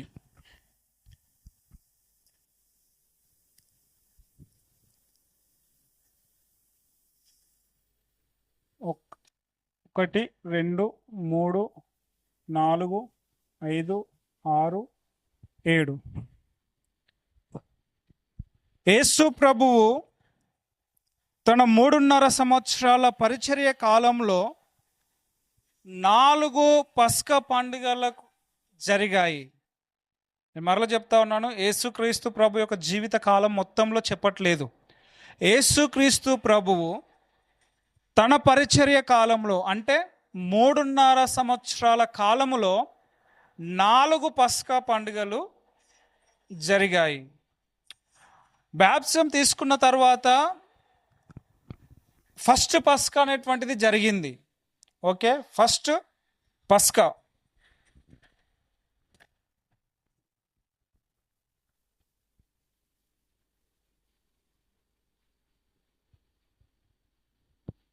సో ఫస్ట్ పస్కా ఇది 6వ మాసంలో యేసుక్రీస్తు ప్రభు బాప్టిజం తీసుకున్నాక, తర్వాత రెండవది సెకండ్ పస్కా, ఇది సంవత్సరము అంటే అప్పటికి సంవత్సరంన్నర. తర్వాత 3వ పస్కా,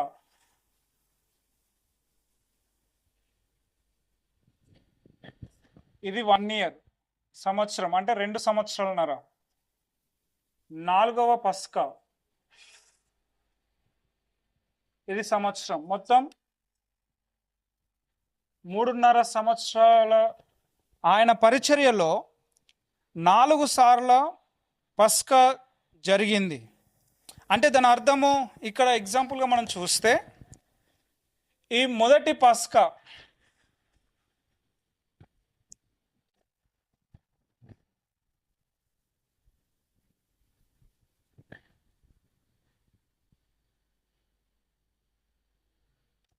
ఆదివారము, ఈ రెండవ పస్కా సోమవారము, ఈ 3వ పస్కా మంగళవారము, ఈ 4వ పస్కా బుధవారము. అంటే మిడిల్, ఇది చాలా ప్రాముఖ్యమైనది. సో యేసుక్రీస్తు ప్రభు పరిచర్య 3.5 సంవత్సరాల్లో వచ్చిన 4 పస్కాలు, 4వ పస్కా నాడు ప్రభువు మరణించాడు. అంటే కంపేరింగ్ చేస్తూ ఉన్నాను. యేసు ప్రభు 4 పస్కాలు ఆయన పరిచర్య ప్రారంభించిన తర్వాత 4 పస్కాలు ఆయన 4 పస్కాలలో ఆయన ఉన్నాడు. మొదటి పస్కా ఆదివారము, రెండవ పస్కా సోమవారము, 3వ పస్కా మంగళవారము, 4వ పస్కా బుధవారముగా మనము దీన్ని చూడవచ్చు. తరువాత వాక్యానుసారంగా కూడా ఆదికాండము 1వ అధ్యాయం మనం చూస్తే, ఆదివారము మొదటి రోజు, first day of the week, సోమవారం 2వ రోజు, మంగళవారం 3వ రోజు, బుధవారం 4వ రోజు, గురువారము 5వ రోజు, శుక్రవారం 6వ రోజు, శనివారం 7వ రోజు. ఓకే, సో వాక్యానుసారంగా ఒకవేళ మనం దీన్ని ఒక ఆర్డర్గా కనుక మనం చూసినట్లయితే, ఇక్కడ బుధవారము అనేటువంటిది మిడిల్లో ఉన్నది. So first second third fourth బుధవారము. సో ఒక ఎగ్జాంపుల్ కంపేరింగ్ నేను చేసి మీకు చూపిస్తూ ఉన్నాను, మీరు అర్థం చేసుకోండి. మరియు అంత మాత్రమే కాకుండా బైబిల్ గ్రంథంలో ఒక మాట రాయబడినటువంటి మాట నేను మీకు తెలియజేస్తాను, చూడండి.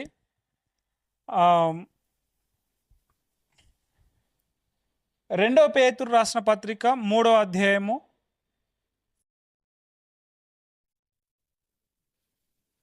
8వ వచనము. ఇది చూడండి ఒకసారి, ఈ వచనం కూడా చూడండి. అంటే బుధవారము కొన్ని విషయాలతో నేను కంపేరింగ్ చేస్తూ ఉన్నాను, ఎగ్జాంపుల్స్ ఇస్తూ ఉన్నాను. ఈ బుధవారం అనేది బైబిల్ గ్రంథంలో ప్రాముఖ్యంగా ఉంది అనేటువంటి విషయము. 2వ పేతురు రాసిన పత్రిక 3వ అధ్యాయం 8వ వచనం. అక్కడ ఒక దినము 1000 సంవత్సరాలతో సమానమని రాయబడి ఉంది. ప్రియులారా, ఒక సంగతి మర్చిపోకుడి, ఏమనగా ప్రభు దృష్టికి ఒక దినము 1000 సంవత్సరముల వలెను, 1000 సంవత్సరములు ఒక దినము వలెను ఉన్నవి.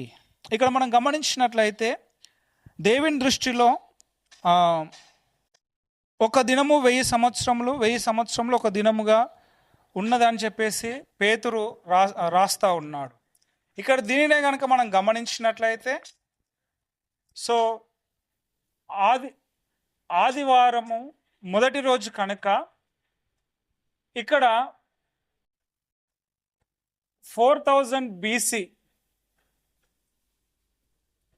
వీడియోలో కనిపిస్తుందో లేదో నాకు తెలియదు, కానీ ఆదివారము 4000 BC, second day 3000 BC. BC అంటే బిఫోర్ క్రైస్ట్, క్రీస్తు పూర్వము. మంగళవారము 2000 సంవత్సరాలు BC, క్రీస్తు పూర్వము. బుధవారము 1000 సంవత్సరము BC, అంటే క్రీస్తు పూర్వము సంవత్సరాలు పైనుండి కిందికి వచ్చేటువంటివి. అంటే 3999, 3998 ఇట్లా డౌన్ వస్తూ వచ్చాయి. ఎప్పుడైతే యేసుక్రీస్తు ప్రభు వచ్చాడో అప్పటి నుండి మళ్ళీ 1, 2, 3 అని మళ్ళీ ఇంక్రీజ్ అవుతూ వచ్చాయి సంవత్సరాలు. కనుక మీరు ఇక్కడ గమనించండి, ఆది కాండము 4000 BC, ఆదివారము, సోమవారము 3000 BC అంటే రెండవ రోజు. అంటే ఒక సంవత్సరం తక్కువ అయిపోయింది కదా, 1000 సంవత్సరాలు తక్కువ అయిపోయినాయి కదా. ఇట్లా మనం చూసుకుంటున్నట్లయితే బుధవారము అనేటువంటిది యేసుక్రీస్తు ప్రభువు వచ్చి మరణించడానికి సూచనగా మనం ఇక్కడ చూడవచ్చు. అంతే కదా, 4000 సంవత్సరం, క్రీస్తు పూర్వం 4000 సంవత్సరం అంటే 4000 నుండి 0 వచ్చేలోపు యేసుక్రీస్తు ప్రభు ఆ సమయంలో వచ్చాడు. అంటే దాని అర్థం బుధవారం. కనుక ఒక్కరోజు 1000 సంవత్సరాలు. దేవుడు ఆదామును 4000 సంవత్సరాల BCలో సృష్టించాడు. అంటే మొదటి ఆదాం నుండి కడపటి ఆదాం వరకు 4000 సంవత్సరాల గ్యాప్ ఉన్నది. 100%. Are you believe or not? We don't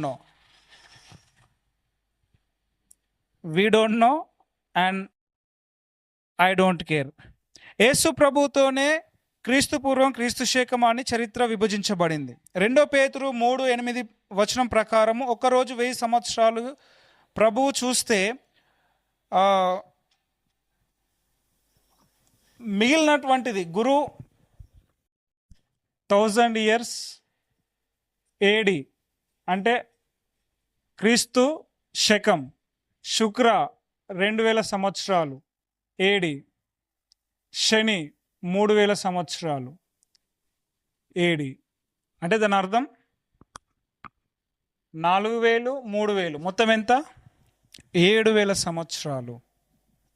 so మనము ఎత్తబడడానికి చాలా దగ్గరలో ఉన్నాము. ఎందుకనంటే సంవత్సరాలు కూడా తెలియజేస్తూ ఉన్నాయి. అతి త్వరలో యేసుక్రీస్తు ప్రభు రాబోతున్నాడని. అయితే ప్రభు మొదటి రాకడ 4వ రోజు అని ఆది కాండంలోనే ఉంది. అర్థమైందండి? యేసుక్రీస్తు ప్రభు యొక్క మొదటి రాకడ, రెండో రాకడ ఆది కాండము 1వ అధ్యాయంలోనే ఉంది. అది ఎలానో మనము చూద్దాము.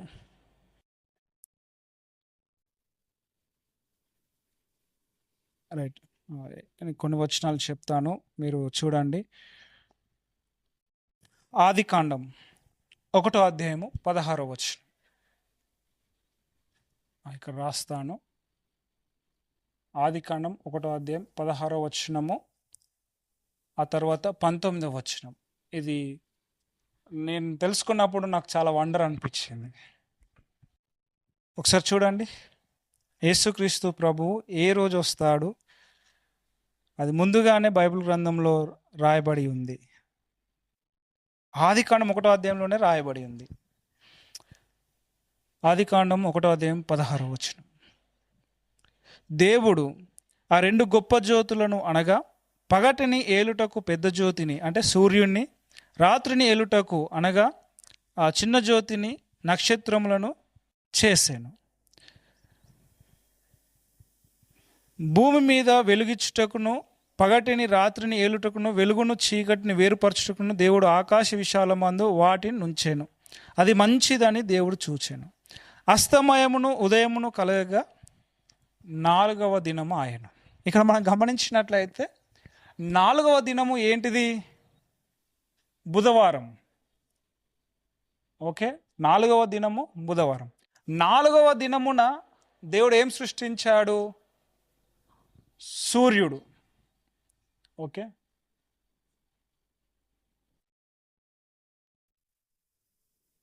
నాలుగవ దినమున దేవుడు దేన్ని సృష్టించాడు? సూర్యుడు. అంటే బుధవారం రోజు దేవుడు సూర్యుడిని సృష్టించి ఉన్నాడు. ఎందుకు సూర్యుడిని సృష్టించి ఉన్నాడు?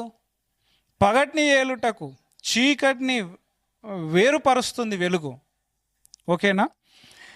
ఈ యొక్క సూర్యుడిని 4వ దినమున సృష్టించాడు కనుకనే మలాకి గ్రంథం, ఓకే, మలాకి గ్రంథం 4వ అధ్యాయం 2వ వచనంలో యేసుక్రీస్తు ప్రభువు సూర్యుడు అని చెప్పబడింది. చూడండి, మలాకి గ్రంథం 4వ అధ్యాయము 2వ వచనం. అయితే నా నామమందు భయభక్తులు గలవారు వారగు మీకు నీతి సూర్యుడు ఉదయించును. ఆయన అతని రెక్కలు ఆరోగ్యము కలగజేయును గనక మీరు బయలుదేరి క్రొవ్విన దూడలు గంతులు వేయినట్లు గంతులు వేయుదురు. ఇది absolutely about Jesus Christ. Okay, యేసుక్రీస్తు ప్రభువు మలాకి గ్రంథం 4వ అధ్యాయం 2వ వచనంలో నీతి సూర్యునిగా వ్రాయబడ్డాడు. మీరు గమనించారా? ఏమైనా విషయాలు గమనిస్తున్నారా చెప్పబడినటువంటి లేఖనాల నుండి? కనుక ఆదికాండం 1వ అధ్యాయం 19 ప్రకారం యేసు 4వ రోజున వస్తాడు. మరి 4వ రోజు బుధవారం తప్ప మరి ఏ దినము కాదు. ఇక్కడ గమనించండి, బైబుల్ ఎంత సైంటిఫిక్గా అన్ని విషయాలు ఒక చోట ఉన్నాయో మనం గమనించాలి, గ్రహించాలి. ఇక్కడ మలాకి గ్రంథము 4వ అధ్యాయం 2వ వచనము అనుకోకుండా వ్రాయబడినది కాదు, ఏదో యాదృచ్ఛికంగా రాయబడినటువంటిది కాదు, ఒక ఉద్దేశంతో రాయబడినటువంటిది. మలాకి గ్రంథం 4వ సంఖ్య, అంటే 4వ అధ్యాయం ఉంది కదా, ఆ 4 అనేటువంటి సంఖ్య 4వ రోజును సూచిస్తుంది, అంటే బుధవారంను సూచిస్తుంది. మలాకి 4వ అధ్యాయం 2వ వచనం అంటే 2వ సంఖ్య 2వ నిబంధనను సూచిస్తుంది. మీకు తెలుసా, 2 అనేటువంటి సంఖ్య విభజనకు సాంకేతము. సో పాత నిబంధన, క్రొత్త నిబంధన, ఆ 2 అనేటువంటి సంఖ్య చూపిస్తుంది. 2 అనే నంబర్ విభజన గుర్తుగా ఉంది. యేసుక్రీస్తు ప్రభువు సిలువలో మిగిలిన 2 సిలువలను యేసుక్రీస్తు ప్రభు యొక్క సిలువ తన కుడి ఎడమలో ఉన్నటువంటి ఆ 2 సిలువలను విభజిస్తూ ఉంది. మీకు అర్థమైంది అనుకుంటా ఉన్నాను. నీవు బైబుల్ను విభజించకపోతే చూడండి, దేవుడు ఎంత మంచిగా రాశాడో. 2వ తిమోతి 2వ అధ్యాయము 15వ వచనము, మీరు సత్యవాక్యంను సరిగ్గా విభజించాలి. చూడండి, 2వ తిమోతి 2 అనేటువంటిది విభజన గుర్తు. 2వ తిమోతి 2వ అధ్యాయములో ప్రభు చెప్తా ఉన్నాడు, నువ్వు వాక్యాన్ని విభజించాలి అని. సో కాబట్టి మీరు గమనించండి, గ్రహించండి. యేసుక్రీస్తు ప్రభువు 4వ దినమున ఆదికాండం 1:19 ప్రకారం 4వ దినముననే రావాలి. ఆ 4వ దినము మనం ఏ దినము అనంటే బుధవారము. మీరు ఈ విషయాలను గమనించాలి. ఓకే, ఇప్పుడు మనం బీసీ అంటే క్రీస్తు పూర్వము, క్రీస్తు శకము, ఈ రెండింటిని కొంచెము పక్కన పెట్టి చూస్తే ఆది కాండము నుండి నాకు ఈ ఆది కాండంను బాగా ఎగ్జైట్మెంట్గా ఫీల్ అయిన కాబట్టి నాకు ఊకే ఆది కాండం అనే వస్తూ ఉంది. ఆదివారం నుండి శనివారం వరకు 7 దినములు ఉన్నవి. సో ఇప్పుడు ఒకసారి క్రీస్తు పూర్వము, క్రీస్తు శకం పక్కన పెట్టేసి ఒకసారి మన మైండ్లోకి వెళ్ళి తీసేసి ప్లెయిన్గా చూద్దాము. ఆదివారము నుండి శనివారం వరకు 7,000 సంవత్సరాలు. ఓకే, ఆ 7,000 సంవత్సరాల్లో ఆల్రెడీ 6,000 సంవత్సరాలు అయిపోతున్నాయి. ఇంచుమించు ఇంకా కొన్ని సంవత్సరాలు మిలిగి ఉండవచ్చు, చెప్పలేను. కానీ ఇప్పుడున్నటువంటి ప్రస్తుత క్యాలెండర్ ప్రకారం 6,000 సంవత్సరాలు దాటింది. 7వ శనివారం అంటే ఆదివారం నుండి శుక్రవారం వరకు అయిపోయింది. శనివారం కొరకు మనం ఎదురు చూస్తూ ఉన్నాము. కాబట్టి బుధవారము యేసుక్రీస్తు ప్రభువు వచ్చాడు, ఆయన బుధవారమే మరణించాడు అన్నట్టుగా ఈ యొక్క విషయాలను మీకు తెలియజేస్తూ ఉన్నాను. ఇక శనివారం కొరకు మనం ఎదురు చూస్తూ ఉన్నాము. ఈ శనివారమే 1000 ఏండ్ల పరిపాలన. ఎందుకంటే ఒక దినము 1000 దినములతో సమానం గనక, ఆ 1000 సంవత్సరాలతో సమానం గనక, ఆ 1000 సంవత్సరాల పరిపాలన కొరకే మనం ఇప్పుడు ఎదురు చూస్తూ ఉన్నాము. చూడండి ఎంత బ్యూటిఫుల్గా బైబిల్లో ఎంత సైంటిఫిక్గా ఈ యొక్క విషయాలు రాయబడ్డాయో మీరు గమనించండి. రైట్, ఇప్పుడు మధ్య అనేటువంటి విషయం గురించి మనము కొన్ని విషయాలు తెలుసుకుందాము. సో ఇక్కడ తోడిపేస్తూ ఉన్నాను ఈ విషయాలను.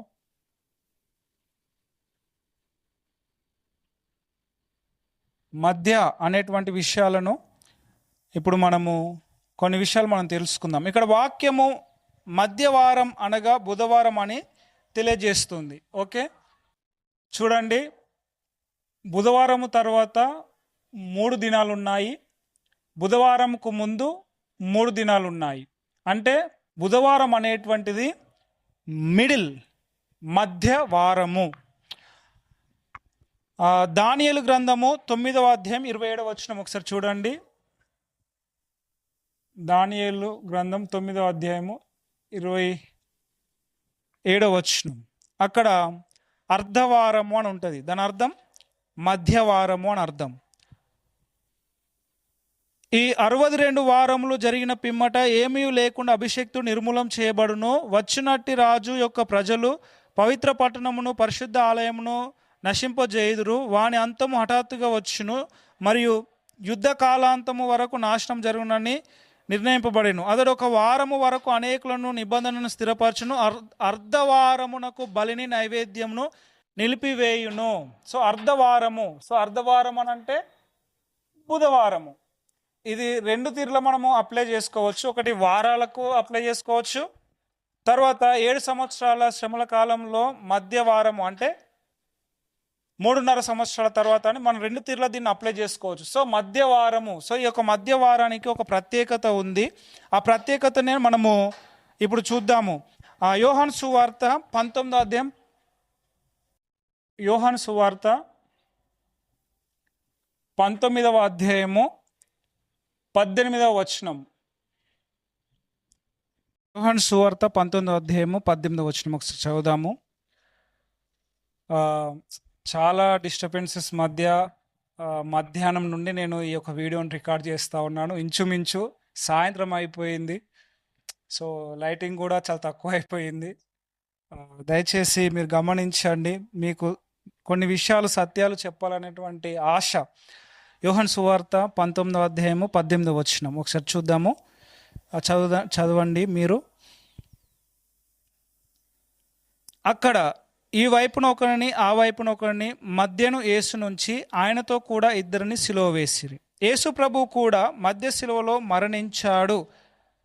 సో ఈ యొక్క మధ్య అనేటువంటిది చాలా ప్రాముఖ్యంగా బైబిల్ గ్రంథంలో మనం చూడవచ్చు. ఇక్కడ మనం ఇంకొక విషయం గమనించాలి. 7 దినములు అనగా మధ్య సంఖ్యకు ఇరువైపులా సమానమైన సంఖ్యలు ఉంటేనే దాన్ని మధ్య సంఖ్య అంటాము. ఇప్పుడు యేసుక్రీస్తు ప్రభు మధ్య అనుంది కదా, ఇటు 2 సిలువలు, ఎడమవైపు 2 సిలువలు, కుడివైపు 1 సిలువ లేదు. యేసుక్రీస్తు ప్రభువుకు కుడివైపు ఒకే సిలువ ఉంది, ఎడమవైపు 1 సిలువ ఉంది. అంటే 2 దొంగలు, అంటే మధ్యలో ఆయన ఉన్నాడు, అంటే బ్యాలెన్స్డ్గా.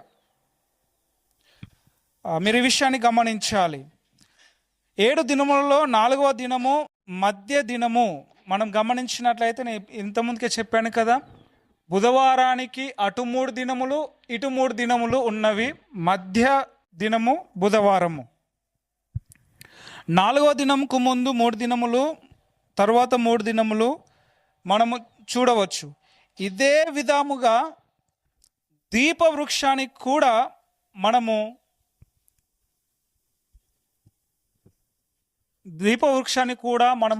చూడవచ్చు.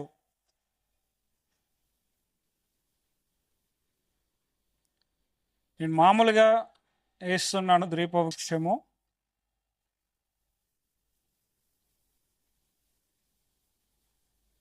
సెవెన్ క్యాండిల్ స్టిక్స్ ఉంటాయి కదండి.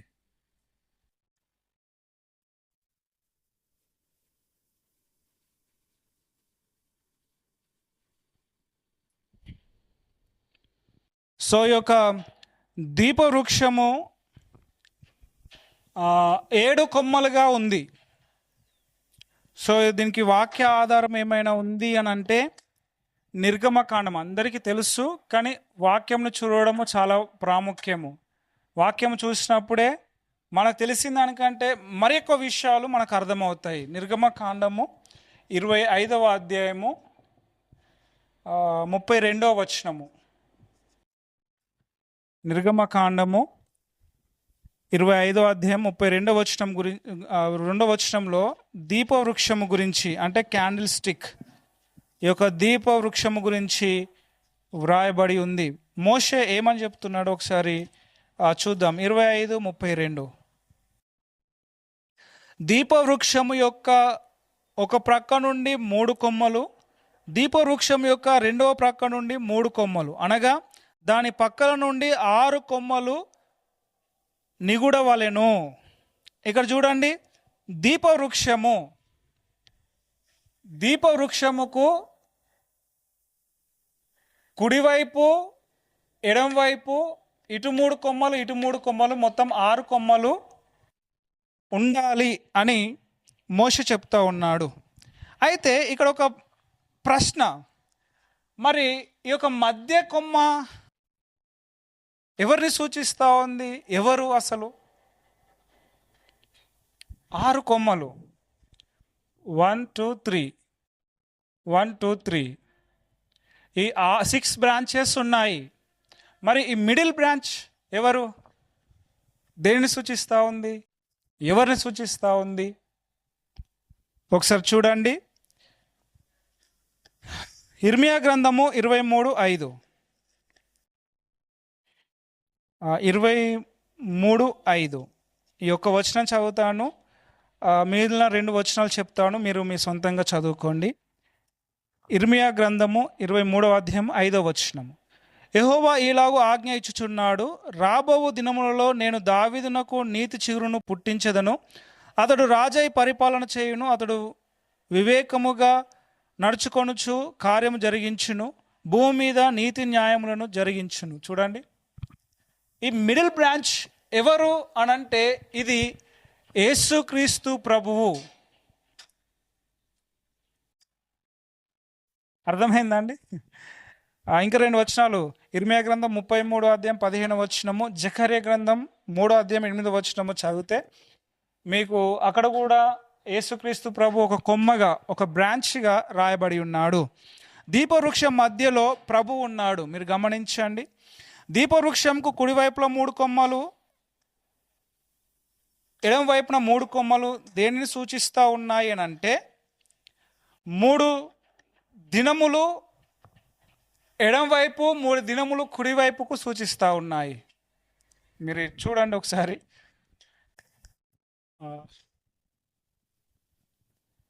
ఇప్పుడు ఈ కొమ్మ 1st, 2nd, 3rd, 4th, 5th, 6th, 7th. దీన్నే మీరు చూడండి, ఆదివారం, సోమవారం, మంగళవారం, బుధవారం, గురువారం, శుక్రవారం, శనివారం. సో క్యాండిల్ స్టిక్ ఈ యొక్క ఇలిస్ట్రేషన్ కూడా బుధవారం మిడిల్లోనే ఉంది. అంటే బుధవారం యేసుక్రీస్తు ప్రభుకు సంబంధించింది. మీరు చూడండి, మీరు మరలా వాక్యంను కూడా వెతకండి. కనుక దీపవృక్షం యొక్క ఉదాహరణ కూడా ప్రభు బుధవారం మరణించాడు అని దీని వలన కూడా మనం గ్రహించవచ్చు. సో బుధవారానికి అంత ప్రాముఖ్యత ఉంది బైబిల్ గ్రంథంలో. సో మిడిల్ సామెతల గ్రంథం 11వ అధ్యాయము 1వ వచనంలో దొంగ త్రాసు యెహోవాకు హేయము అని రాయబడి ఉంది. సో దొంగ త్రాసు అని అంటే త్రాసు మనం ఇట్లా పెట్టినప్పుడు మనకు లాభం అంటే ఫర్ ఎగ్జాంపుల్ నేను ఇప్పుడు ఏదైనా కూరగాయలు అమ్ముకున్నాను అనుకోండి, నేను బాటును కొంచెము తక్కువ వజన్ అందులో వజన్ కొంచెం తీసేస్తాను అనుకోండి, నాకు లాభం వస్తుంది. సో అంటే త్రాసు ఇట్లా పెడితే కరెక్ట్ పాయింట్ మీద ఉండాలి ముళ్ళు. దేవునికి అలా ఇష్టం. సో ఇది అలానే ఉంది. వారాలు కరెక్ట్ బుధవారం ఇట్లా కరెక్ట్ పాయింట్ మీద పెడితే ఇటు మూడు బ్యాలెన్స్డ్గా ఉన్నది. మీకు అర్థమైంది అనుకుంటున్నాను.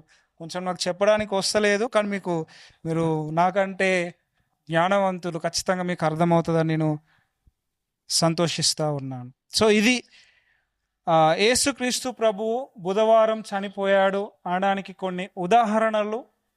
బుధవారం చనిపోయి ఆయన 3 రాత్రులు 3 పగళ్ళ తర్వాత తిరిగి లేచాడు అనడానికి చాలా చక్కటి ఉదాహరణలు మీకు ఇచ్చాను. సో ఇక్కడ ఇంకొన్ని విషయాలు మనము గమనించాలి. అసలు బుధవారము ఏం జరిగింది, ఇది చాలా చాలా ప్రాముఖ్యమైనది. శుక్రవారం ఏం జరిగింది కాదు, బుధవారం అసలు ఏం జరిగింది. సో ఇక్కడ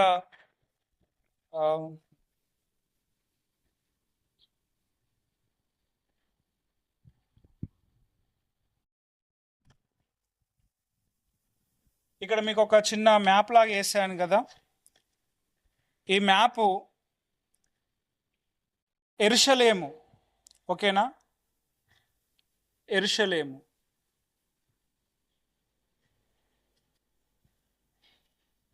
యెరూషలేమును చూయిస్తూ ఉంది. సో బుధవారము 6 PM to 6 PM వరకు, అంటే ఇక్కడ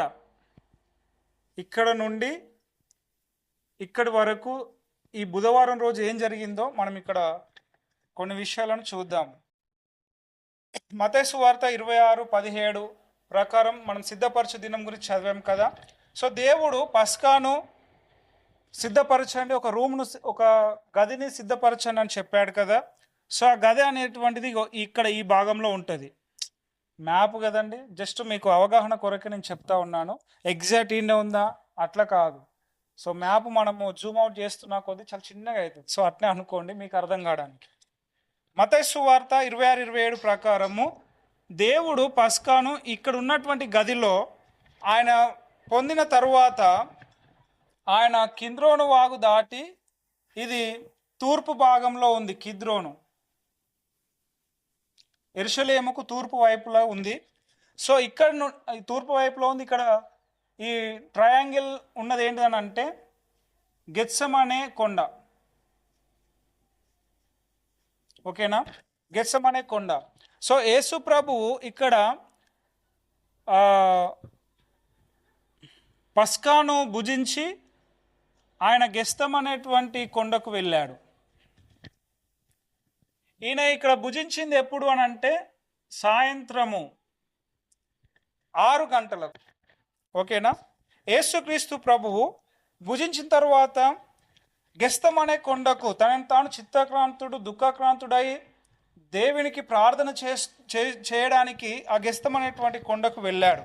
ఈ గెత్సెమనే కొండకు వెళ్ళినప్పుడు ఇక్కడ ఎంత సమయము దేవుడు ప్రార్థన చేశాడు, ఎంత సమయం ఉన్నాడు అని అంటే 9 PM to 12 PM వరకు ప్రభువు ఈ గెత్సెమనే తోటలో ఉన్నాడు. గెత్సెమనే తోటలో ఆయనను పట్టుకున్న తరువాత, అయితే ఇక్కడ మీరు ఇంకోటి గమనించాలి. ఈ తూర్పు భాగంలో, తూర్పు యెరూషలేముకు ఇక్కడ ఒక ద్వారం ఉంటుంది, తూర్పు ద్వారం అంటారు. ఈ తూర్పు ద్వారము ఇప్పుడు మూయబడి ఉంది. అయితే యూదుల యొక్క ఆలోచన, యూదుల యొక్క నమ్మకం ఏంటిదని అంటే ఈ తూర్పు ద్వారము గుండా మెస్సయ్య వస్తాడు, వచ్చినప్పుడు ఈ తూర్పు ద్వారం గేటు తెరవబడుతుంది అని వారి యొక్క నమ్మకం. అయితే యేసుక్రీస్తు ప్రభు గెస్తమనే తోటలో పట్టబడిన తర్వాత ఆయన ఈ గెస్తమనేటువంటి తోట నుండి ఈ కిద్రోను వాగు నుండి మరలా ఈ తూర్పు ద్వారము నుండి, చూడండి ఈ యూదుల నమ్మకం ఏదైతే ఉందో ఈ ద్వారము గుండా మెస్సయ్య వస్తాడు అని వారి నమ్మకం ఏదైతే ఉందో అది నెరవేర్చబడింది. ఈ ద్వారం నుండి మరలా ఆయన ఎవరి దగ్గర ఎక్కడ తీసుకొచ్చారు అని అంటే కయప దగ్గరికి తీసుకొచ్చారు.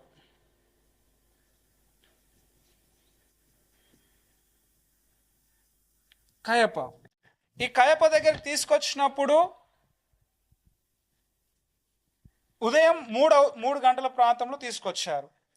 ఆ తర్వాత ఈ కయప ఏం చేశాడు అని అంటే పిలాతు నొద్దకు పంపించాడు.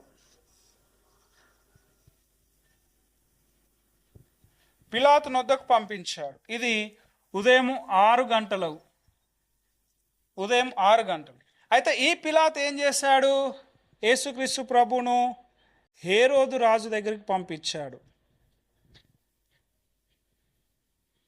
అక్కడ యేసుక్రీస్తు ప్రభును అవమానించారు, గేలి చేశారు, ప్రభును చాలా బాధ పెట్టారు. ఆ తర్వాత మరలా హేరోదు తిరిగి ఏం చేశాడు? మరలా పిలాతు దగ్గరికి పంపించాడు.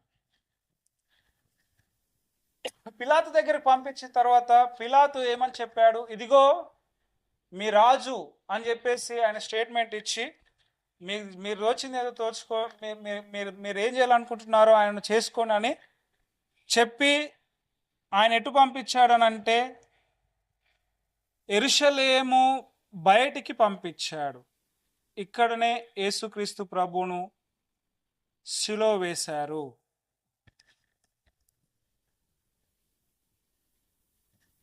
అర్థమైందండి? ఇది జరిగినటువంటి విషయం. సో యేసుక్రీస్తు ప్రభు ఉదయము 6 గంటల నుండి సో సాయంత్రం 6 గంటలకు వీళ్ళకు యూదులకు బుధవారం ప్రారంభించబడ్డది కాబట్టి ఇక్కడ నుండి గెస్తమనే తోటకెళ్ళి గెస్తమనే తోటలో పట్టబడి అక్కడ నుండి ఈ తూర్పు ప్రధాన ద్వారము ద్వారా కయప దగ్గరికి తీసుకురాబడ్డాడు.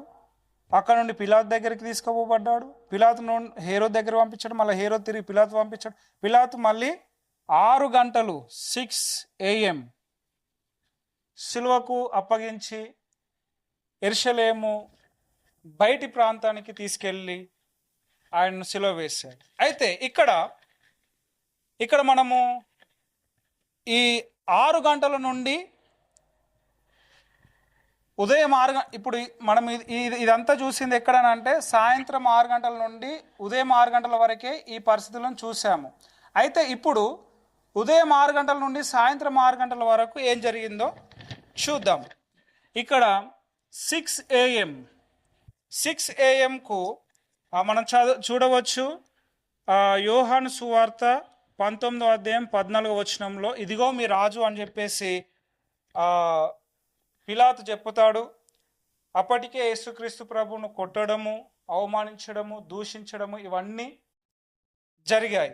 తర్వాత 6 గంటల నుండి 9 గంటల వరకు ఆయన సిలువను ఎత్తుకొని గొల్గొతా వైపు ప్రయాణం చేసి 9 గంటలకు ఆయన సిలువ వేయబడ్డాడు. ఓకేనా? మార్కు సువార్త 15వ అధ్యాయం 25వ వచనం. 9 గంటలకు ఆయన సిలువ వేయబడ్డాడు. 9 గంటల సిలువ వేయబడి ఆయన 3 గంటల వరకు అంటే సాయంత్రం 3 గంటల వరకు ఆ సిలువ పైనే వేలాడి కరెక్టు 3 గంటల సమయం అప్పుడు తన ప్రాణంను విడిచాడు. ఇది ఎక్కడ చూడవచ్చు మనం అంటే లూకా సువార్త 23వ అధ్యాయము 53వ వచనం. అయితే ఇక్కడ ఇంకొక చిన్న విషయం. 9 గంటల నుండి 12 గంటల వరకు అంతా దుఃఖపడుతూ ఉన్నారు. మంచి వెలుగు ఉంది, యేసుక్రీస్తు ప్రభు సిలువలో ఉండి 7 మాటలు పలుకుతున్నాడు. ఆ పలుకుతున్నప్పుడు మధ్యాహ్నము 12 అవుతుంది.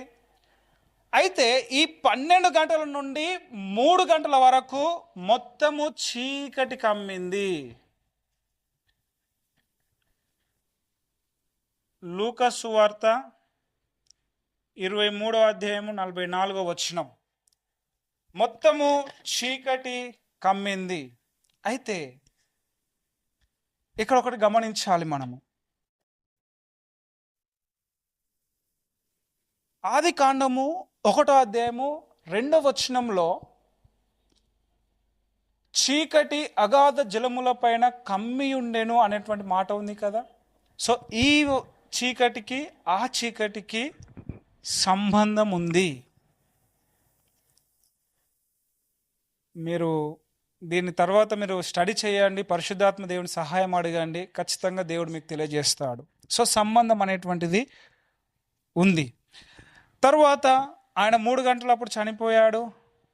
6 PM ఆయనను సమాధి చేశారు. అదే దినము బుధవారం రోజే పస్కాను ఆయన ఆచరించాడు.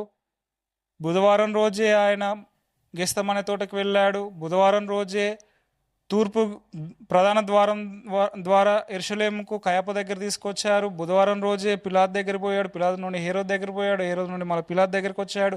పిలాతు నుండి మళ్ళీ యెరూషలేము అవతలికి పంపించబడ్డాడు. అక్కడ యెరూషలేము కపాలం అనబడిన స్థలము కల్వరిలో ఆయన సిలువ వేశారు.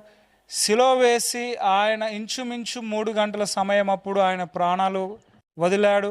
6 గంటల లోపు అంటే ఇక్కడ ఈ 6 గంటలు ఈ సాయంకాలం లోపు ఆయనను సమాధిలో ఉంచారు.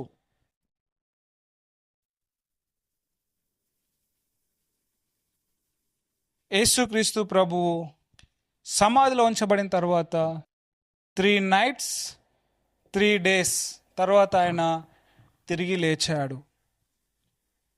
సో ఇవన్నీ విషయాలు మీకు చాలా క్షుణ్ణంగా నేను వివరించి చెప్పానని అనుకుంటా ఉన్నాను.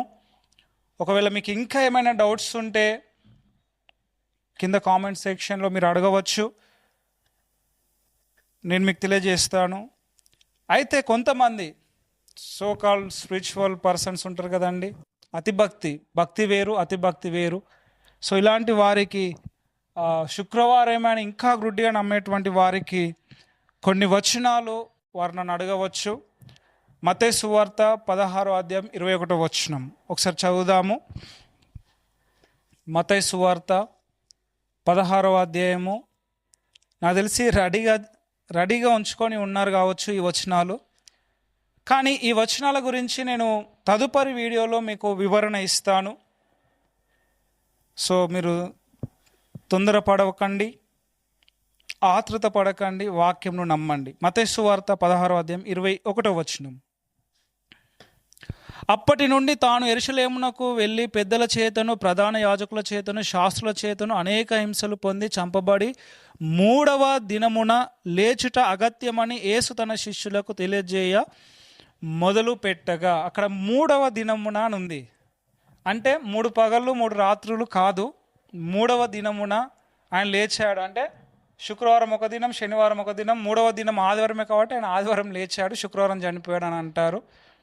అక్కడ వచనం అది కాదు. తరువాత ఇంకొక వచనం చూపిస్తారు. అదేంటిదనంటే 1 కొరింథీయులకు రాసిన పత్రిక 15వ అధ్యాయము 2-3 వచనాలు కూడా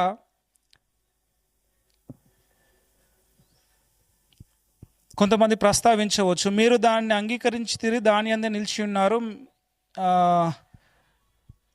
3వ వచనం. నాకు ఇయ్యబడిన ఉపదేశము మొదట మీకు అప్పగించిన అదేమనగా లేఖనముల ప్రకారం క్రీస్తు మన పాపముల నిమిత్తం మృతి పొందెను, సమాధి చేయబడెను, లేఖనముల ప్రకారం 3వ దినమున లేపబడెను. సో అక్కడ కూడా 3వ దినమున అని ఉంది, కానీ 3 రోజుల తర్వాత అని లేదు కదా అని అక్కడ మీరు స్ట్రక్ అయిపోతారు. తర్వాత లూకా సువార్త 24వ అధ్యాయం 21వ వచనం. దీన్ని చాలామంది దీన్ని ట్రెస్ చేస్తారు. సో 24-21 లూకా సువార్త 24-21 24వ అధ్యాయం 21వ వచనం. ఇజ్రాయేల్ను విమోచింపబోవాడు ఈయనే అని మేము నిరీక్షించి ఉంటిమి, ఇదిగాక ఈ సంగతులు జరిగి నేటికి 3 దినములాయెను. సో ఈ వచనాలు అన్నీ కొంచెము కన్ఫ్యూజన్గా, ఇప్పుడు విన్నటువంటి వాక్యానికి కొంచెం గందరగోళంగా మీకు అనిపించవచ్చు. మానవ నైజం అనిపించడంలో తప్పు లేదు. కానీ ఆ వచనాలు కూడా ఈ 3 రాత్రులు 3 పగళ్ళ గురించే మాట్లాడుతూ ఉన్నాయి. దానిని కూడా నా సొంత ఇంటర్ప్రిటేషన్ కాకుండా కంపేర్ స్క్రిప్చర్ విత్ స్క్రిప్చర్, వాక్యంతో పోల్చి మీకు ఆ డౌట్స్ కూడా నేను క్లియర్ చేస్తాను. సో ఇంతవరకు మనం నేర్చుకున్నటువంటి విషయాలు, యేసుక్రీస్తు ప్రభు ఏ దినము చనిపోయాడు, ఏ దినము తిరిగి లేచాడు, ఎప్పుడు ఏ సమయంలో తిరిగి లేచాడనే విషయాలు చాలా క్షుణ్ణంగా నేర్చుకొని ఉన్నాము. సో ఈ విషయాల గురించి మీకు అవగాహన వచ్చిందని నేను అనుకుంటా ఉన్నాను. దయచేసి మా కొరకు, మా పరిచర్య కొరకు ప్రార్థించండి. ఇంతవరకు ఈ యొక్క సబ్జెక్ట్ నేర్చుకున్న మీ అందరికీ ప్రభు పేరిట వందనాలు తెలియజేస్తా ఉన్నాను. Thank you.